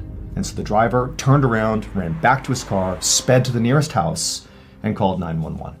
The next morning, a Douglas County detective named Stephen Long was sitting at his desk looking at the photos of the dead man in white. This murder case was less than 24 hours old, but already this was one of the weirder cases that this detective had ever been assigned to. The victim had pretty much immediately been identified because he was carrying on his person his wallet, and in his wallet was his driver's license, and so they knew who he was. But the man in white's identity actually made the whole case more confusing, not less. And Mark had no obvious ties to the area, so what was this rich guy doing 3 hours from home, dressed all in white, getting shot to death on the side of the road? Like, it didn't add up. The dead man was a 45-year-old millionaire named Mark Foster. And Mark lived 3 hours away in Minneapolis, Minnesota, and had no discernible ties to Douglas County. And so the detective was thinking, like, what is this rich guy doing here, dressed head to toe, all in white, getting murdered on the side of some local random back road? But things only got more confusing from there. After the medical examiner did Mark's autopsy, he told Detective Long that he had discovered a note inside of Mark's shoe. And the note just said, "Jack Frazier isn't here, but it's Jimmy Bailey? Or a lookalike? I hope I'm okay." Now, nobody, including Detective Long, had any idea what this note meant. It was far too cryptic. But when they ran Jack Frazier and Jimmy Bailey's names through their database, the police discovered that both of those men, one, existed, and two, they lived in Minnesota, same as Mark Foster. And so naturally, Detective Long began to suspect that maybe those two men were connected in some way to Mark Foster. Maybe they were involved in his murder, or maybe they were actually his killer or killers. He didn't know, but it was his best lead. So Detective Long decided he would just have to go to Minneapolis to try to find out more. A few hours later, Detective Long parked his car at the Minneapolis police station. He got out and walked inside the building. Waiting for him inside was the local detective who Mark had already spoken to. And so after meeting this detective, the two of them went into an interview room where Mark Foster's wife was waiting for them. And right away, Detective Long noticed that she was very pregnant and at least 15 or 20 years younger than Mark. But despite that, she seemed very composed. It would turn out she'd already been told about her husband's death, and she was basically resigned to the fact that she was here to try to answer questions to figure out what happened. And so the detectives sat down and they began to interview her. And then when they brought up the note that was found in Mark's shoe, specifically when they said the two names that were on that note, Jack Frazier and Jimmy Bailey, when they said that, it triggered something in Mark Foster's wife. She immediately began to cry, and then in between sobs, she would tell the detectives that she knew who those two men were. She told them that she had previously had relationships with both of them before marrying Mark. And she said after she married Mark, Jack and Jimmy became very jealous. They didn't like the idea that she had chosen Mark over them. And so she had always felt like those two, Jack and Jimmy, sort of had it out for Mark as a result of this romantic rivalry. After the interview with Mark's wife ended, Detective Long began to think that, despite this case appearing on the surface to be very odd and confusing, that perhaps in reality, it was quite simple. Maybe Jimmy and Jack were so jealous of Mark that they killed Mark. I mean, based on what Mark's wife had just told them in the interview about them being romantic rivals of Mark, and also the fact that that note was in Mark's shoe and named those two men, it certainly seemed very possible. But over the next couple of days that Detective Long began digging into this theory, that theory fell apart. Because it would turn out Jack Frazier and Jimmy Bailey had absolutely airtight alibis. They simply couldn't have been the killers. Now, Detective Long was obviously frustrated. He felt like he really had it here. But he was not deterred. He decided his next move would be to try to better understand his victim. To this point, he had already interviewed a lot of Mark's friends and family, but something he had not done yet was simply go to Mark's house and have a look around. So Detective Long got a search warrant, and on July 29th, roughly a week after Mark was killed, Detective Long, along with another detective, pulled up in front of Mark Foster's large 2-story home in the middle of a quiet suburban neighborhood. Now, from the outside, the home looked totally ordinary relative to its neighbors. But once they got inside the house, it was anything but. The detectives made their way up to the front door and knocked, and a few seconds later, Mark Foster's wife opened up the door and let them inside. And right away, Detective Long is looking around, and he's seeing all over the walls on the first floor of the house are these graphic pictures and paintings of naked people. And then in addition to that, on some of the coffee tables and various surfaces on the first floor, right when you walk in, are all these pornographic magazines and books everywhere. And Mark's wife didn't acknowledge any of it. She acted like it was completely normal to have all this stuff right in the front part of your house. And so the two detectives are looking at each other as, Mark's wife is leading them on this tour through the first floor. And at some point, Detective Long just said, "Hey, Mrs. Foster, why don't you have a seat on the couch and you just let us take a look around your house on our own?" And so she said, okay. She sat down on the couch, and then the two detectives, they left the living room, went back to the front of the house, and made their way upstairs. And once they got upstairs, they found the master suite, and there was all this bondage gear inside. There were leather straps attached to the bedposts, there was whips and handcuffs, there was also additional pornographic material in there. Wow, but, really considering what the detectives had seen downstairs, this sort of felt on par for this house. And so after searching the other bedrooms and other rooms on the second floor and finding more pornographic material basically everywhere, the detectives found their way back to the hallway in the second floor, and they noticed there was a rope hanging down from the ceiling, and it was attached to the pull door that led to the attic. Oh my. And so the two detectives, they walked over, they pulled the rope down, it revealed this fold-out set of stairs that came down from the attic, and once those were in place, the two detectives began climbing up. And once they got up there, they discovered that this attic was not a storage space like many attics are in American homes. Instead, this attic was a fully functional room that sort of resembled like a satanic dungeon of sorts. All the walls were totally jet black, and there were all these burned out candles all over the place and tarot cards littering the floor. And on the back of the attic, basically all the way on the other side, there was what appeared to be an altar that sort of overlooked the entire room. And on the altar were more candles, and there was a voodoo doll. I mean, it's totally creepy, and the two detectives are looking at each other like, what's going on here? And so the detectives, they climbed all the way into the attic, and then slowly began walking across towards the altar. And when they got close enough to actually see the altar up close, they just froze. Because sitting on the altar, in addition to the candles and the voodoo doll, were two business cards. Their own business cards. Detective Long and his partner immediately went downstairs and confronted Mark's wife about the attic. Like, what's going on up there? Why are our business cards on your altar? But Mark's wife, the second that attic was mentioned, went silent. She refused to speak about anything to do with the attic. And so after a minute, realizing this conversation was going nowhere, Detective Long and his partner called for backup. And as they waited for backup, the two of them stepped away from Mark's wife and began speculating, like, is this a cult? Was Mark a part of a cult that like ran it out of his attic? Like, what's going on here? And are we being targeted by the cult? Is that why our names are on the altar? A few minutes later, backup arrived, and they would do a much more extensive search of the property. But other than finding more pornographic materials and, bondage gear, there really wasn't anything else substantive that connected Mark or his wife to what happened to Mark, or what Mark was even doing in this house. Was he in a cult? They didn't know. And so ultimately, Detective Long and his partner told Mark's wife, who still is being quiet at this point, that she should not leave town because they were going to follow up with her soon. Now, in fairness, Detective Long couldn't tell if Mark's wife was being silent and not talking about what was going on in her house because, she was complicit in some way in what happened to Mark, or if she was maybe being threatened by somebody and she was afraid to talk. They didn't know. But either way, after leaving the property after the search was over, Detective Long and his partner felt like their next move was to try to learn more about cults. They needed a cult expert. And it just so happened there was an occult bookstore very close to Mark's house. And so they decided they would start there. And right away, their decision to go to that bookstore paid dividends, but not how the detectives expected. It would turn out the owner of that bookstore was indeed a cult expert. But much more importantly, and relevant to this case, was that the owner happened to personally know Mark Foster.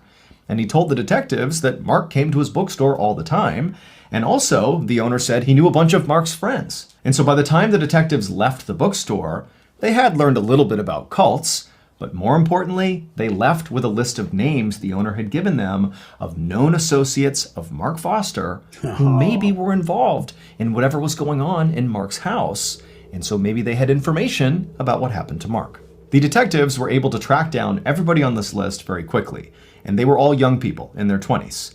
And in each of the interviews they conducted, each of these young people were very open about being in what they called a religious group that they said Mark was a part of as well. Now, the detectives theorized that this religious group was very likely a cult, like they believed, but they didn't call it a cult. They called it a group. But the detectives didn't let up. They kept pressing these people until eventually a new name surfaced, Greg Freisner. Now, none of these people said Greg was in charge of the cult. Instead, they just sort of said, well, talk to Greg if you want more information about our group. The detectives naturally began to wonder if this Greg person was the cult leader, or maybe he was Mark's killer, or maybe he was both. But regardless, it seemed pretty apparent that they needed to talk to Greg because he might have more information about what happened to Mark. It took a few days, but the detectives were able to track Greg down, and they brought him in for an interview. And boy, oh boy, did Greg have a story to tell.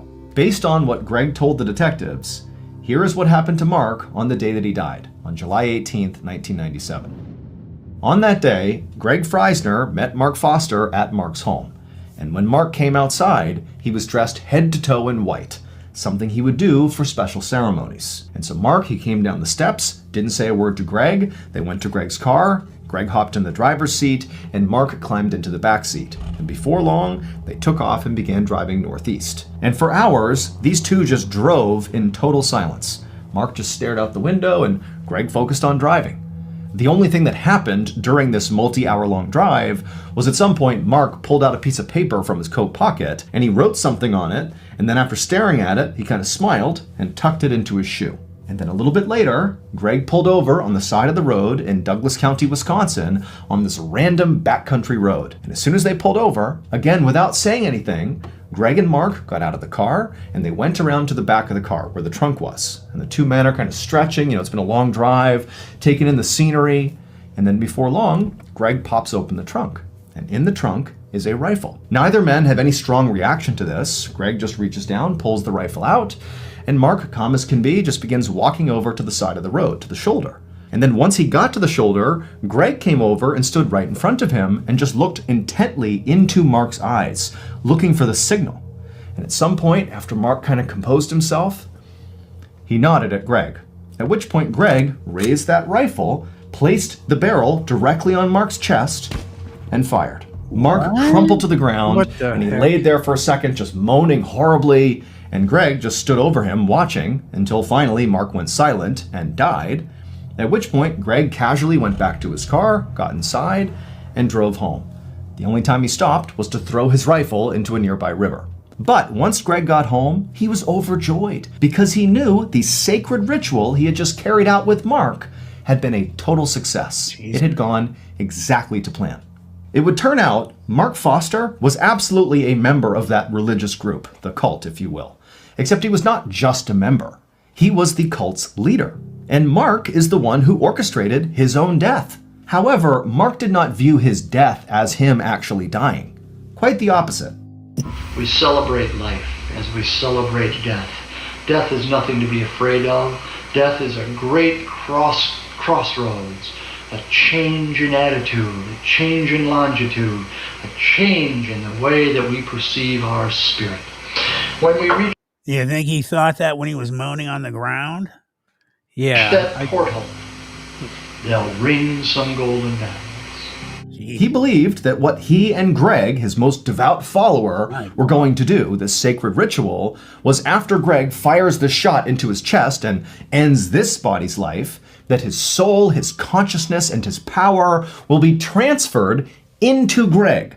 Basically, his soul will go into Greg. And Mark believed once this transfer happened, that basically he would be immortal, that his soul would never die. It would stay in Greg and then maybe at some point get transferred to somebody else, but basically he would be here forever. The bizarre note that was found in Mark's shoe, the note that he wrote and stuffed in there, that note was designed to throw police off the trail. He knew that he was having Greg murder him, again for this ritual, but he wanted to make sure Greg didn't get caught. And so he wrote on the note very specifically Jack Frazier and Jimmy Bailey. Those two people he hated. He hated that they had been in past relationships with his wife, and they hated him. And so he figured if he was going to create a scapegoat for his murder, who better than his romantic rivals? They had nothing to do with it. He just named them in that cryptic note to get them in trouble. As for all the pornography and bondage gear that was found inside of Mark's home, well, that all played a role in Mark's cult as well. He was a firm believer that the more sex he had with his followers, often multiple followers at the same time, the more powerful he would become. As for the detective's business cards found on the altar up in the attic, those were very likely placed there by followers of Mark, so members of the cult, in an effort to potentially, thwart their efforts to solve the case. They might have believed that by placing those on there and performing various rituals, that somehow would prevent them from solving the case. We don't know for sure. That's the theory around why they were there, but obviously that didn't work because the detectives solved the case. Greg Freisner would ultimately be found guilty for playing a role in Mark's death. He obviously was the trigger man, and so he was sentenced to 10 years in prison. As for Mark's wife, although she definitely knew about the cult and may have been a participant, there was never any evidence that actually connected her to Mark's murder, and so she was never charged with any crime. Just after midnight... All right, hold on one sec, guys. We're going to come back for a minute. Steve, I will get that for you for us in a second. Thank you for even asking. I appreciate that. So David is going to take off, everybody. Let me remove that from the scene. Thanks for coming, brother. Yeah, thanks for having me, and thanks to everybody here at Planet 412 for coming on and listening to us talk. Absolutely, man. It's always a pleasure to have you here. Man, I can't wait for us to go out and do some more stuff. It's going to be absolutely phenomenal. All right, everybody, take care. I'll see you guys later. All right, brother. We'll Bye. see you later. I'll help kick you out. And there he goes, everybody. Let me throw this back on for you guys. We're going to get to story number 2 with Balin. I hope you guys like it. And Steve, I'm going to get you that information in a second. Thank you for even asking. On May 1st, 1971, a 20-year-old woman named Elizabeth Ford was sleeping on a couch in the front room of a small house near a city in Arkansas called Texarkana. Elizabeth and her husband Bobby were staying at the house with Bobby's brother and his wife, who owned the house. Bobby and his brother were still both awake, and Elizabeth could hear them talking in the kitchen quietly. The house was surrounded by woods and swampland, and Elizabeth had opened up a window above the couch so a breeze was blowing in. Now, usually she slept really well with the sound of the woods in the background, but tonight she was tossing and turning. And this was because, as she lay there trying to sleep, she became very aware of a unique sound coming from outside that was not the sound of, the trees blowing in the wind or the insects buzzing. This was something else. It was a slow creaking sound, and at first it kind of sounded like it could be out in the woods somewhere, but eventually Elizabeth realized this creaking sound was sort of moving back and forth, right outside on the porch below the open window. Suddenly, Elizabeth's eyes flew open and she looked at the window because this creaking sound had just intensified and then came to a stop on the immediate other side of this window, like there was something heavy right outside. Elizabeth sat up to face the window, but she didn't see anything outside through the screen. And so right away she felt totally relieved. She didn't know what that sound was, but clearly there was nothing there. However, just to be certain, she decided she would go a little bit closer to the screen and actually look right up close to make sure there was nothing down below on the porch. And so Elizabeth leaned forward and pressed her face to the screen and began to look. And as she did, this dark figure down below suddenly rose up and completely blocked out the window. And Elizabeth's looking at it, having no idea what it is. And before she could do anything, this huge thing slashed at the screen, and this big reddish furry brown paw with razor-sharp claws cut through the screen and nearly cut Elizabeth's face. Elizabeth screamed and practically fell over, and this dark creature outside turned and bolted and disappeared. And then a moment later, Elizabeth's husband Bobby and his brother came running into the room asking what was going on. Elizabeth was so shocked at what she had just experienced that all she could say to her husband was, "It's a bear! It's a bear!" Bobby helped Elizabeth off the couch and then told her and his brother's wife to stay in the house and away from the windows. And then Bobby and his brother got shotguns and flashlights and went outside. Once outside, Bobby and his brother began scanning all around the porch area where Elizabeth had apparently seen this bear to see where it was. They held their flashlights out and they scanned the tree lines. They looked all over the place, all around the front of the property, but there was no sign of this animal. And so the brothers looked at each other and nodded, and then they both left the porch and went different directions, kind of looping around the back of the house. They were going to scan the entire property and meet up at the back. And when they met up at the back, they still hadn't found this bear, and so they walked away from the house towards the tree line and did another big sweep together of the entire perimeter, again, looking for any sign of this animal. But there was nothing. And so after a while of circling the property, the brothers decided that, this bear must have just run off. And so Bobby and his brother returned to the porch to figure out their next move. Both Bobby and his brother were hunters, and they knew that usually the best thing to do with the bears that roamed this area was to leave them alone. I mean, these bears could grow to be 500 pounds, and if they were provoked, they could run at 35 miles an hour. And so generally, you just stayed away from these things, and they'd leave you alone too. However, as the brothers were sitting there talking through what had happened that night, they both said, it definitely seemed like this bear was different. I mean, apparently it was aggressive enough to come right up to the house, unprovoked, and reach in and swipe at Elizabeth, which obviously was not normal bear behavior. And so, to Bobby and his brother, this meant that they really couldn't just leave this bear alone. They had to go out there and find it and kill it to protect themselves. And so Bobby lit a cigarette to calm his nerves, and then the two brothers came up with a plan for how they were going to go find this bear. Bobby's brother would man the front of the house, and Bobby would man the back of the house, and they would stay in their respective positions monitoring the property until either they saw the bear and dealt with it, or until the sun came up, at which point they could go get help. And so after agreeing to this plan, Bobby took one final drag on his cigarette, chucked it to the ground, and then with his shotgun in one hand and his flashlight in the other, he stepped off the porch and walked around to the back of the house and stared off into the darkness. Bobby had only been in the back of the house for a couple of minutes manning his post when he began to smell this horrible smell. Now, at first he thought it was just some sort of wet, musky smell that came over from the swampland nearby, but as he continued to smell it, it got heavier and more pungent. It smelled like a wet, decaying animal. Bobby tensed up and aimed his flashlight up at the tree line and began looking back and forth, trying to figure out where this horrible smell was coming from. And as he was doing this, he suddenly heard the sound of tree branches Starting to snapping sound off to his familiar. left. And so he whipped his flashlight over and shined it, and he saw this big, dark figure charging across the property away from him into the forest. Bobby instinctively raised his shotgun and fired, and then after shooting, a loud yelp echoed in the air, and then Bobby just took off running in the direction he had just fired, and as he's running across the yard, he's screaming for his brother, who had already heard the shotgun blast, so he was coming around the house, and the two men linked up, and as they're running in the direction of this bear, Bobby's telling his brother, "I think I got it, I shot the bear." But they get over to where Bobby had last seen it and where he heard this yelp come from, and there was nothing, there was no bear. Still, the brothers did feel a little relieved. They figured even if they couldn't find this thing, clearly Bobby had hit it. He had heard the sound of it yelping out, and so maybe by at least wounding it, it would stay away and leave them alone.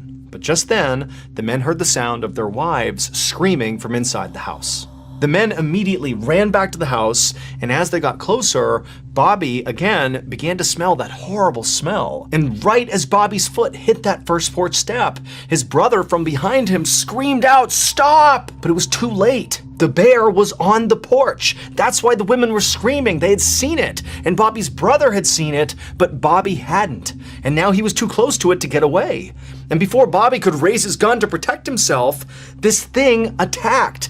And Bobby felt this horrible burning, tearing sensation in his arm. He fell to the ground, twisting wildly back and forth, trying to protect himself. He was pinned underneath this enormous bear, level with its chest, with its arms and legs on either side of him. And that horrible smell he was smelling was clearly coming from this animal. That's all he could smell from underneath. But just then, it was like a miracle, because to his side, Bobby could see there was an opening, and so he rolled and somehow got out from underneath this enormous creature. Bobby scrambled up to his feet, and he darted past the bear and rammed into the closed front door of the house. It popped open, he fell inside, and his wife ran forward and shut the door behind him, leaving Bobby's brother outside on the porch alone with the bear. But before any of them could do anything about that, they heard the sound of his brother's shotgun going off. Then there was a long moment of silence.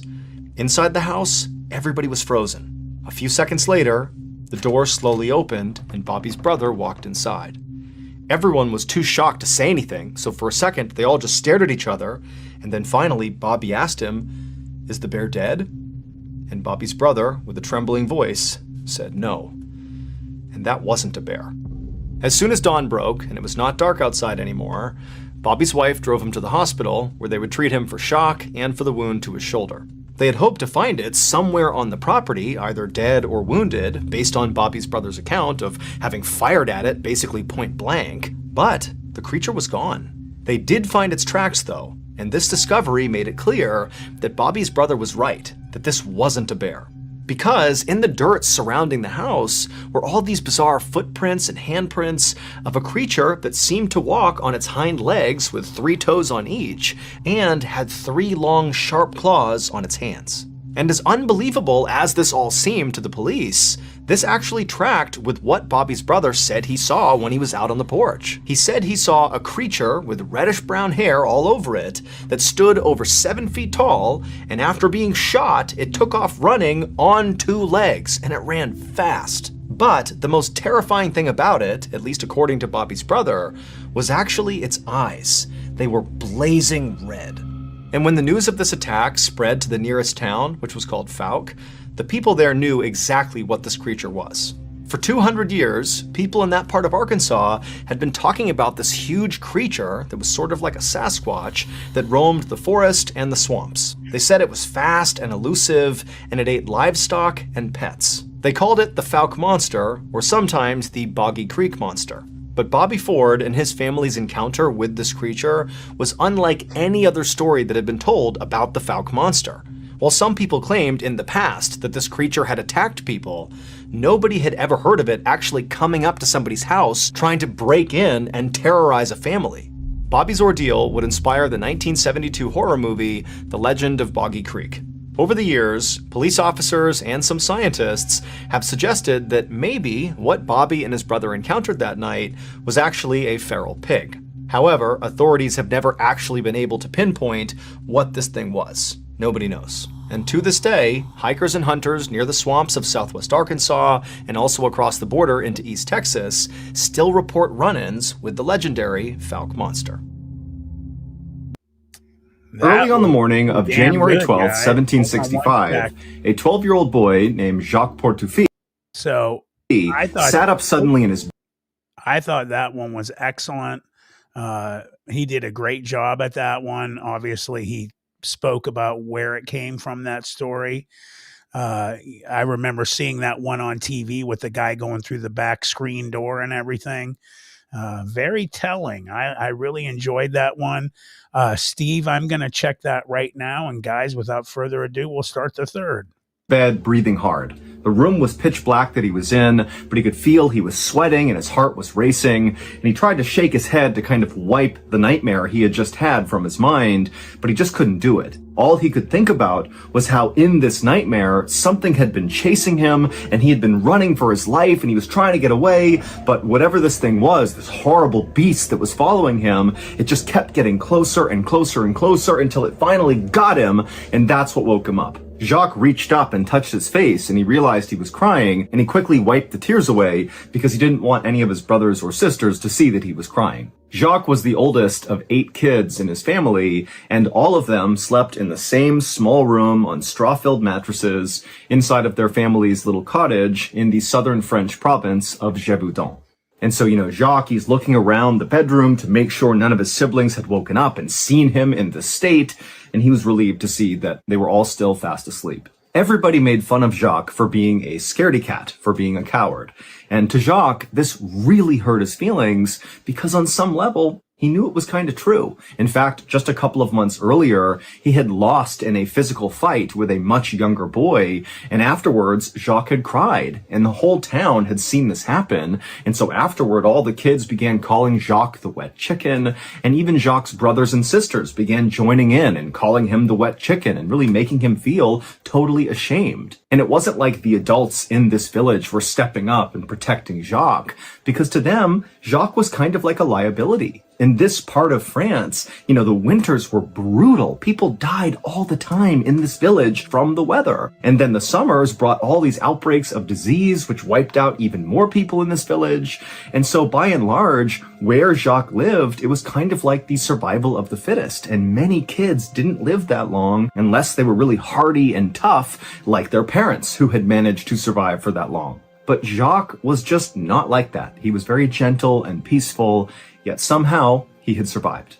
And Jacques really was not trying to become this kind of macho guy.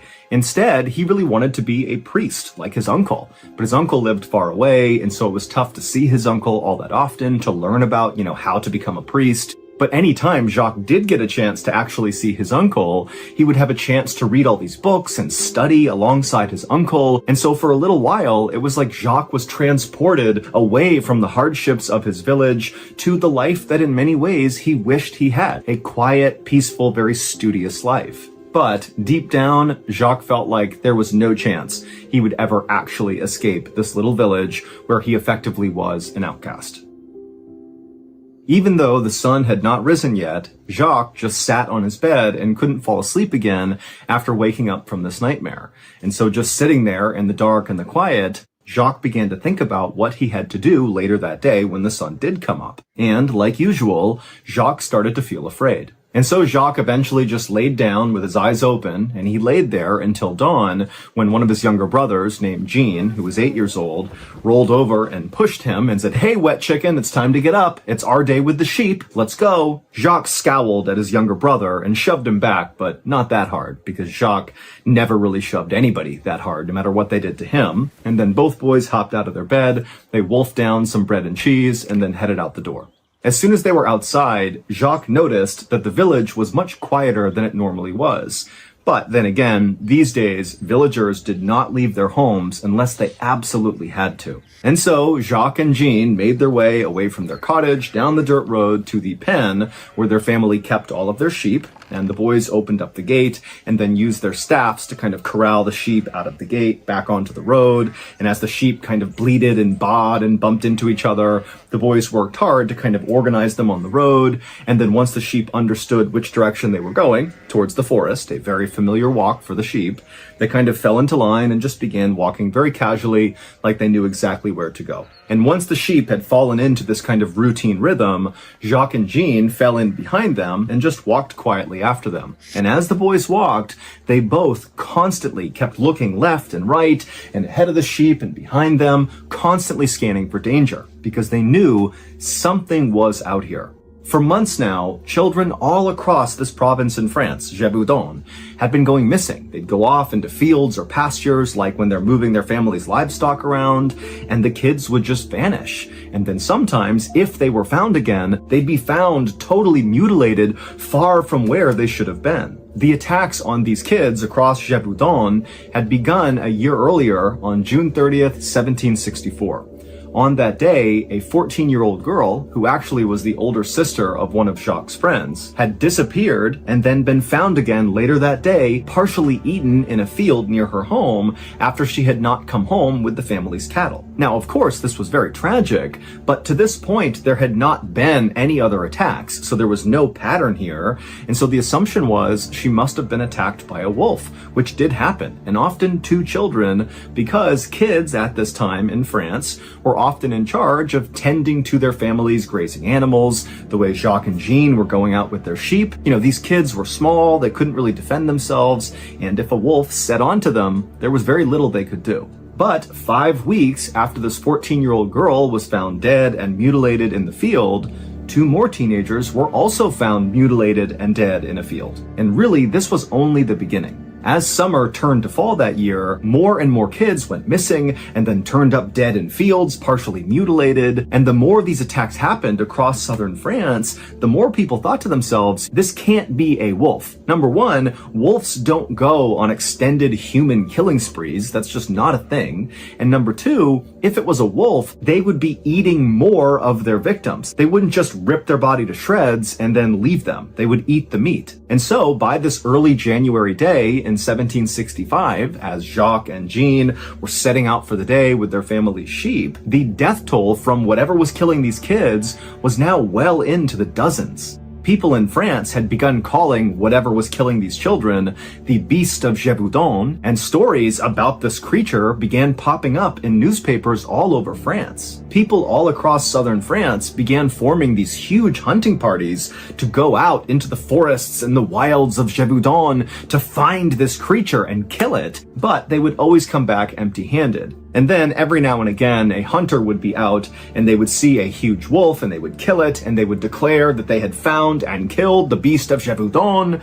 But the attacks on these kids all across this province just continued. So obviously that wolf was not it. And so as these attacks continued, all the fairs and festivals that normally would pop up all year long all across southern France, those all stopped because people were afraid to go out in fear of this creature. And then of course, in villages like Jacques' village, people really just stopped going out unless they had to, again, because of the Beast of Gévaudan. But Jacques and Jean's family relied on their livestock and they needed their sheep to go out and graze. And so on this day in January, Jacques and Jean had to go out because their sheep had to graze. Their family relied on the sheep, livestock was their livelihood, and so this was a mandatory thing. As Jacques and Jean continued walking behind their herd of sheep down this dirt road towards the forest, the two boys eventually came to a stop and just turned around and looked back at their village, and they saw walking on the road towards them were 5 more kids, along with 2 additional herds of sheep that these 5 kids were in charge of. Ever since the Beast of Gévaudan had become a thing, Jacques and Jean had begun tending their sheep along with these 5 kids and their sheep. They figured the bigger their group was, the safer they were from this creature. As the 5 kids got closer to Jacques and Jean, Jacques realized that one of the kids that was with them this day was a tall, thin redhead. It was the same younger boy who had recently beaten Jacques up in front of the village, and he had cried and everyone had made fun of him. And so Jacques sees this kid coming, and immediately he can feel his face burning with embarrassment.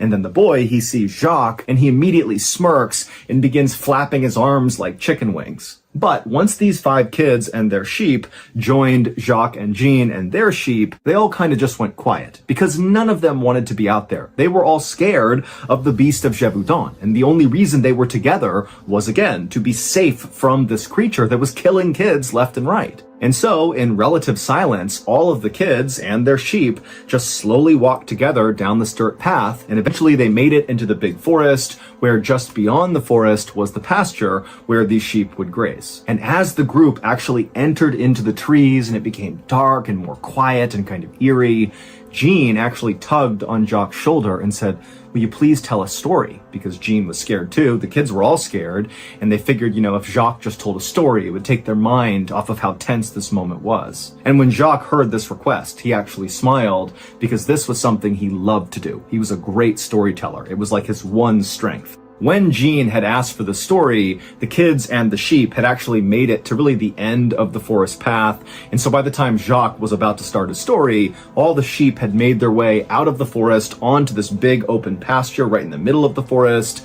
And so as the sheep just kind of filtered out into this open area, Jacques stopped, and all the kids kind of came up right behind him, and Jacques started his story by pointing across the pasture to this bog that was right at the base of this big hill, and he said, "Do you see those big rocks in that bog over there? Well, you see the biggest rock? Well, that's not really a rock. It's actually a doorway, and if you move the rock underneath it, there's a portal to another world." And so as Jacques began telling this very creative story about this kingdom that existed underneath the bog, he sat down against a rock, kind of facing out towards the sheep, and all the other kids kind of filed in around him, taking seats, with Jean, his brother, sitting right behind him to his right.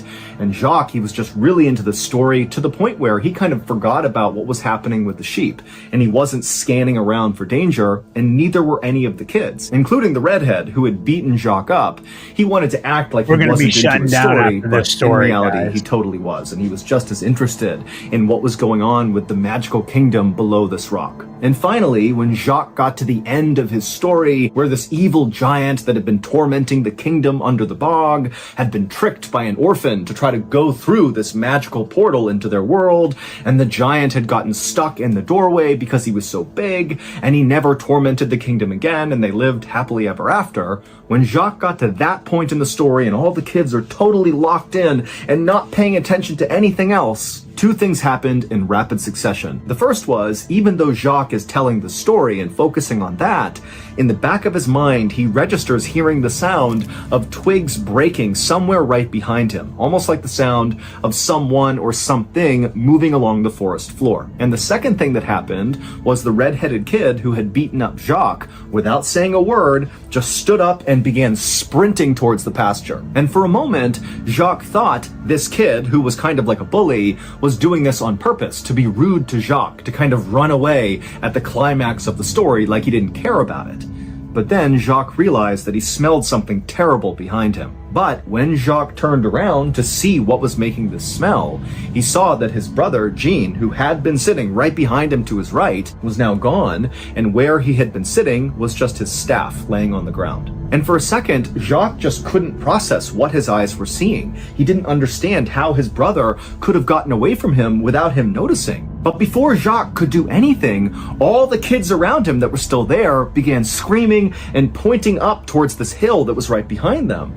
And so Jacques turned around, and to his horror, he saw there was this huge 12-foot tall creature that was covered in fur. It looked like an oversized wolf, but it was standing on 2 legs, and its bones seemed like they were too big for its own skin, and it made it seem very angular and jagged. And as it kind of loped grotesquely up the hillside, inside, Jacques realized it was carrying in its front arm Jean, who was screaming and kicking but could not get away from this creature. Jacques understood that this was the beast of Gévaudan, and it was going to go kill his brother. And immediately, Jacques is thinking, you gotta run away, get to safety, get out of here. And all the kids around him, that's what they did. They took off running towards the pasture. They didn't care about Jean, they only cared about themselves. And so Jacques, he knows he needs to get away, save himself, but his legs just will not move. He is rooted to the spot because something inside of him told him he has to save his brother. It doesn't matter if everyone thinks he's a coward, that's his brother. He needs to do something. And so Jacques, he turns to the kids who are running away from him and he screams at them to stop, come back. And the kids were so surprised to hear this strong, authoritative voice coming out of the wet chicken that they did stop and turned around to see what he wanted. And he said, get over here, I have a plan. And so the kids, with the exception of the redhead who had run off by himself, they came back to Jacques, and Jacques began telling them his plan to save Jean. And the kids, again, were so taken with how Jacques was really owning this moment and being a leader that they all said, okay, let's do this. And so after this very quick planning meeting, all the kids turned and began running up the hillside towards the beast of Gévaudan, with Jacques in the front with his staff out. And the kids gained on the beast really quickly, and the creature clearly noticed and kept turning around and kept looking at these kids getting closer and closer, but the beast did not seem interested in any of them. It just wanted Jean. And in fact, it moved Jean from its arm up into its mouth, and then the creature began kind of using the trees to pull itself faster and faster away from the kids. But Jacques, he just kept going faster and faster and pushing himself to get closer and closer. And as he did, it motivated the other kids to follow along and push it and gain on this creature. And finally, they got close enough to this beast that Jacques yelled out to the kids, now! And they all fanned out around it and began smashing this beast with their staffs they used to shepherd their livestock. Now, none of their blows to this creature were doing any real damage, and the creature did not really seem fazed that the kids were now attacking it, but they were kind of able, with their strikes to this creature, to direct it and get it to kind of turn in the direction that Jacques had told them to make the creature go. And so the kids continued to beat and poke and corral this creature, and every time they'd hit it, the beast would kind of flail out with one of its arms, but it never really did anything because, again, it's really focused, obviously, on taking Jean. But eventually, Jacques' plan worked. He had corralled the creature to the top of the hillside, right over where that bog was, where those rocks in the middle were part of the story that Jacques had told about how there was this portal to another world. And once this creature was positioned where Jacques wanted it, he again yelled to the kids to do the next phase of their plan. And all the kids kind of fanned out to the top of the hill, and with their staffs, they beat and poked this creature down the hill into the bog. And as they did this, Jacques kept looking to see if Jean was alive, because earlier he had been screaming and kicking, but now there was blood all over his brother, and he was limp in the creature's mouth, and he wasn't making any sound. But Jacques didn't care. He wanted to get his brother back, dead or alive. And so finally, Jacques stepped forward from the group, and he wound up and he smashed the beast as hard as he could, hard enough that the beast actually kind of stumbled forward into the actual marshy bog. And what Jacques knew about this bog and why he had come up with that particular story about there being a gateway to another world is weeks earlier, he had actually accidentally stepped into this bog and saw it was really deep. And he had been lucky enough that he had grabbed a rock and kind of pulled himself out, because if he hadn't, the bog kind of functioned like quicksand. You could get stuck in the bog and never get out again. And this is what happened to the beast of Gévaudan. It went feet first into the one spot of the bog that Jacques had had all the kids corral it to, that was the deepest and most dangerous part. And as soon as the beast stepped into it, it sunk down to its waist. And immediately the beast reached out with its huge muscular arms and tried to pull itself out of the bog, but it couldn't. It was stuck. And so in its panic, it let go of Jean from its mouth, and it actually turned around and it looked at Jacques and the other kids. And when it did, Jacques almost lost his nerve, because when he saw this thing face to face up close, he saw this was not a wolf's face. This was almost like a human face. Its eyes were making distinct eye contact with Jacques, and it was furious. It was like the beast understood that Jacques had just trapped it. He had tricked the beast into walking into this bog, and it wanted to kill Jacques. And for a moment, Jacques was totally entranced by this creature's eyes. It just struck him that this looks human. It looks intelligent. What is this thing? And while Jacques was kind of in this daze, the creature reached forward and slashed his stomach wide open, and Jacques fell backwards on the ground, but luckily he was far enough away from the beast that he couldn't be pulled back in. And in this kind of frantic moment, one of the other kids saw an opportunity and ran forward, grabbed Gene, who was laying on the surface of the bog, and he pulled him away from the beast. And the beast whipped around. He tried to grab Gene, but he couldn't. And so all of a sudden, all these kids were safely away from the beast of Gévaudan, who was totally trapped. And so at this point, the other kids who were not hurt, they scooped up Jacques and they scooped up Jean, and they began running away from the bog, across the pasture, back towards the village, leaving the beast where it was. And as they ran, they heard it bellowing out and roaring and trying to pull itself out, but it still just remained in the bog. And finally, as they got back to the dirt path that led back to the village, they saw there was a group of armed villagers running towards them, because it would turn out the redhead who had ran off, he had told the village, and they were coming out to help the kids. And so as the armed villagers met with the kids, they told them where the beast was, stuck in that bog, and the villagers took off to go kill the beast. And then the kids, along with Jacques and Jean, they went into the village. They were put into a home and put on beds, by which point the village doctor had come over and began treating both of them. Jean was alive, but just barely. He had lost a lot of blood, and the beast had grabbed onto his scalp and really crushed his skull, but he would ultimately survive. As for Jacques, it was a very painful wound that he had sustained on his stomach, but none of his internal organs had been damaged, and so he would also survive as well. As for the armed villagers, even though they very quickly got out to that bog where the beast was, when they got there, the beast was gone. And the beast of Gévaudan would continue to kill people for another 2 years, until June 19th, 1767, when a hunter happened to encounter it in the middle of a forest, and he shot and killed it. And by that point, over 100 people had been murdered by this creature. The hunter would drag the carcass of the beast back into his village, and a doctor would perform an autopsy, but the doctor was unable to identify what kind of animal it was. It did kind of look like a wolf, a really huge wolf, but its body was just so misshapen, and its bones were too big, and it clearly walked on 2 legs, not on all 4s, and so there was never any definitive information about what this even was and how this even happened. But when they opened up its stomach, they did find human body parts. Jacques was one of the only people to have ever survived an encounter with the beast of Gévaudan. And so he was celebrated all across France, and he quickly went from being the wet chicken to the little hero, and his story would reach as far away as Boston, Massachusetts. And in fact, Jacques' story was so well publicized that it eventually reached King Louis XV, and he was so moved by it that he invited Jacques to come meet him, and after meeting Jacques, he loved him and offered to pay for his entire education. And so Jacques would get to finally leave this little village where he never quite fit in, and he would move to northern France and enroll in a prestigious school there, and he would spend his days reading and writing just like he had always hoped for. On the evening All right, guys. So Charlie, sorry, brother, that you just showed up. We're getting ready to shut down here. I want to thank everybody for coming. Everybody that's donated, I appreciate you. We will have another live stream on Thursday, so don't worry about it. We'll get it going again. And anybody that has put anything in there for us to watch tonight, I want to tell you thank you, and I appreciate you. Thanks to David Wolf from ETS Exposing the Strange. And yeah, thanks, BJ, for putting that up.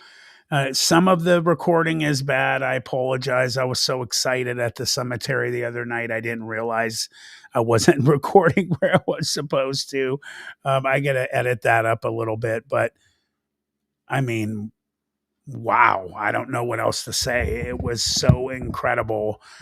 Next to what happened to me and my buddies when I was 14, that takes the cake. I mean, next to that, and nothing takes the cake to what happened to me when I was 14. But I've never been anywhere that has so much stuff going on, and you guys will see that soon.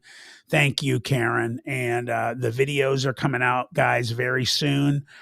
From Hellier, from me, I apologize if it wasn't for what happened to me when I was out of town. I got sick and had some leg problems. They would have been out already. So I'm working on them. They will get out, and the mods are amazing. Yes, BJ, Josie, and Kel, you guys are the awesome crew, my wolf pack, and everybody that came to the live stream tonight. Thank you. I love you guys all. Thank you, Sonia. Same to you. And we will be back on Thursday night, guys. So don't worry about it. We'll be getting things going again. So thanks again to everybody that has been here. I appreciate you all, and we will see you all again soon. There are things in this world that we cannot understand, things we thought were myth, mysteries that defy reality, and even darker conspiracies.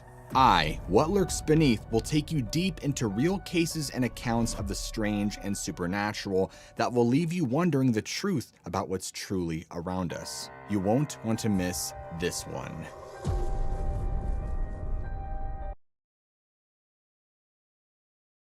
In today's world, video isn't optional, it's essential. At Full Res Films, we bring your story to life with cinematic quality and creative vision. From corporate videos that inspire, to powerful testimonials that build trust, to breathtaking drone footage that elevates your brand. Whether it's live events, training videos, music videos, or documentaries, our team captures every moment. Don't settle for ordinary, choose Full Res Films, and let's create something amazing together. FullResFilms.com, 216-201-9649. Planet 412 is your channel through the veil, where cryptids walk, UFOs soar, and the paranormal whispers in the dark.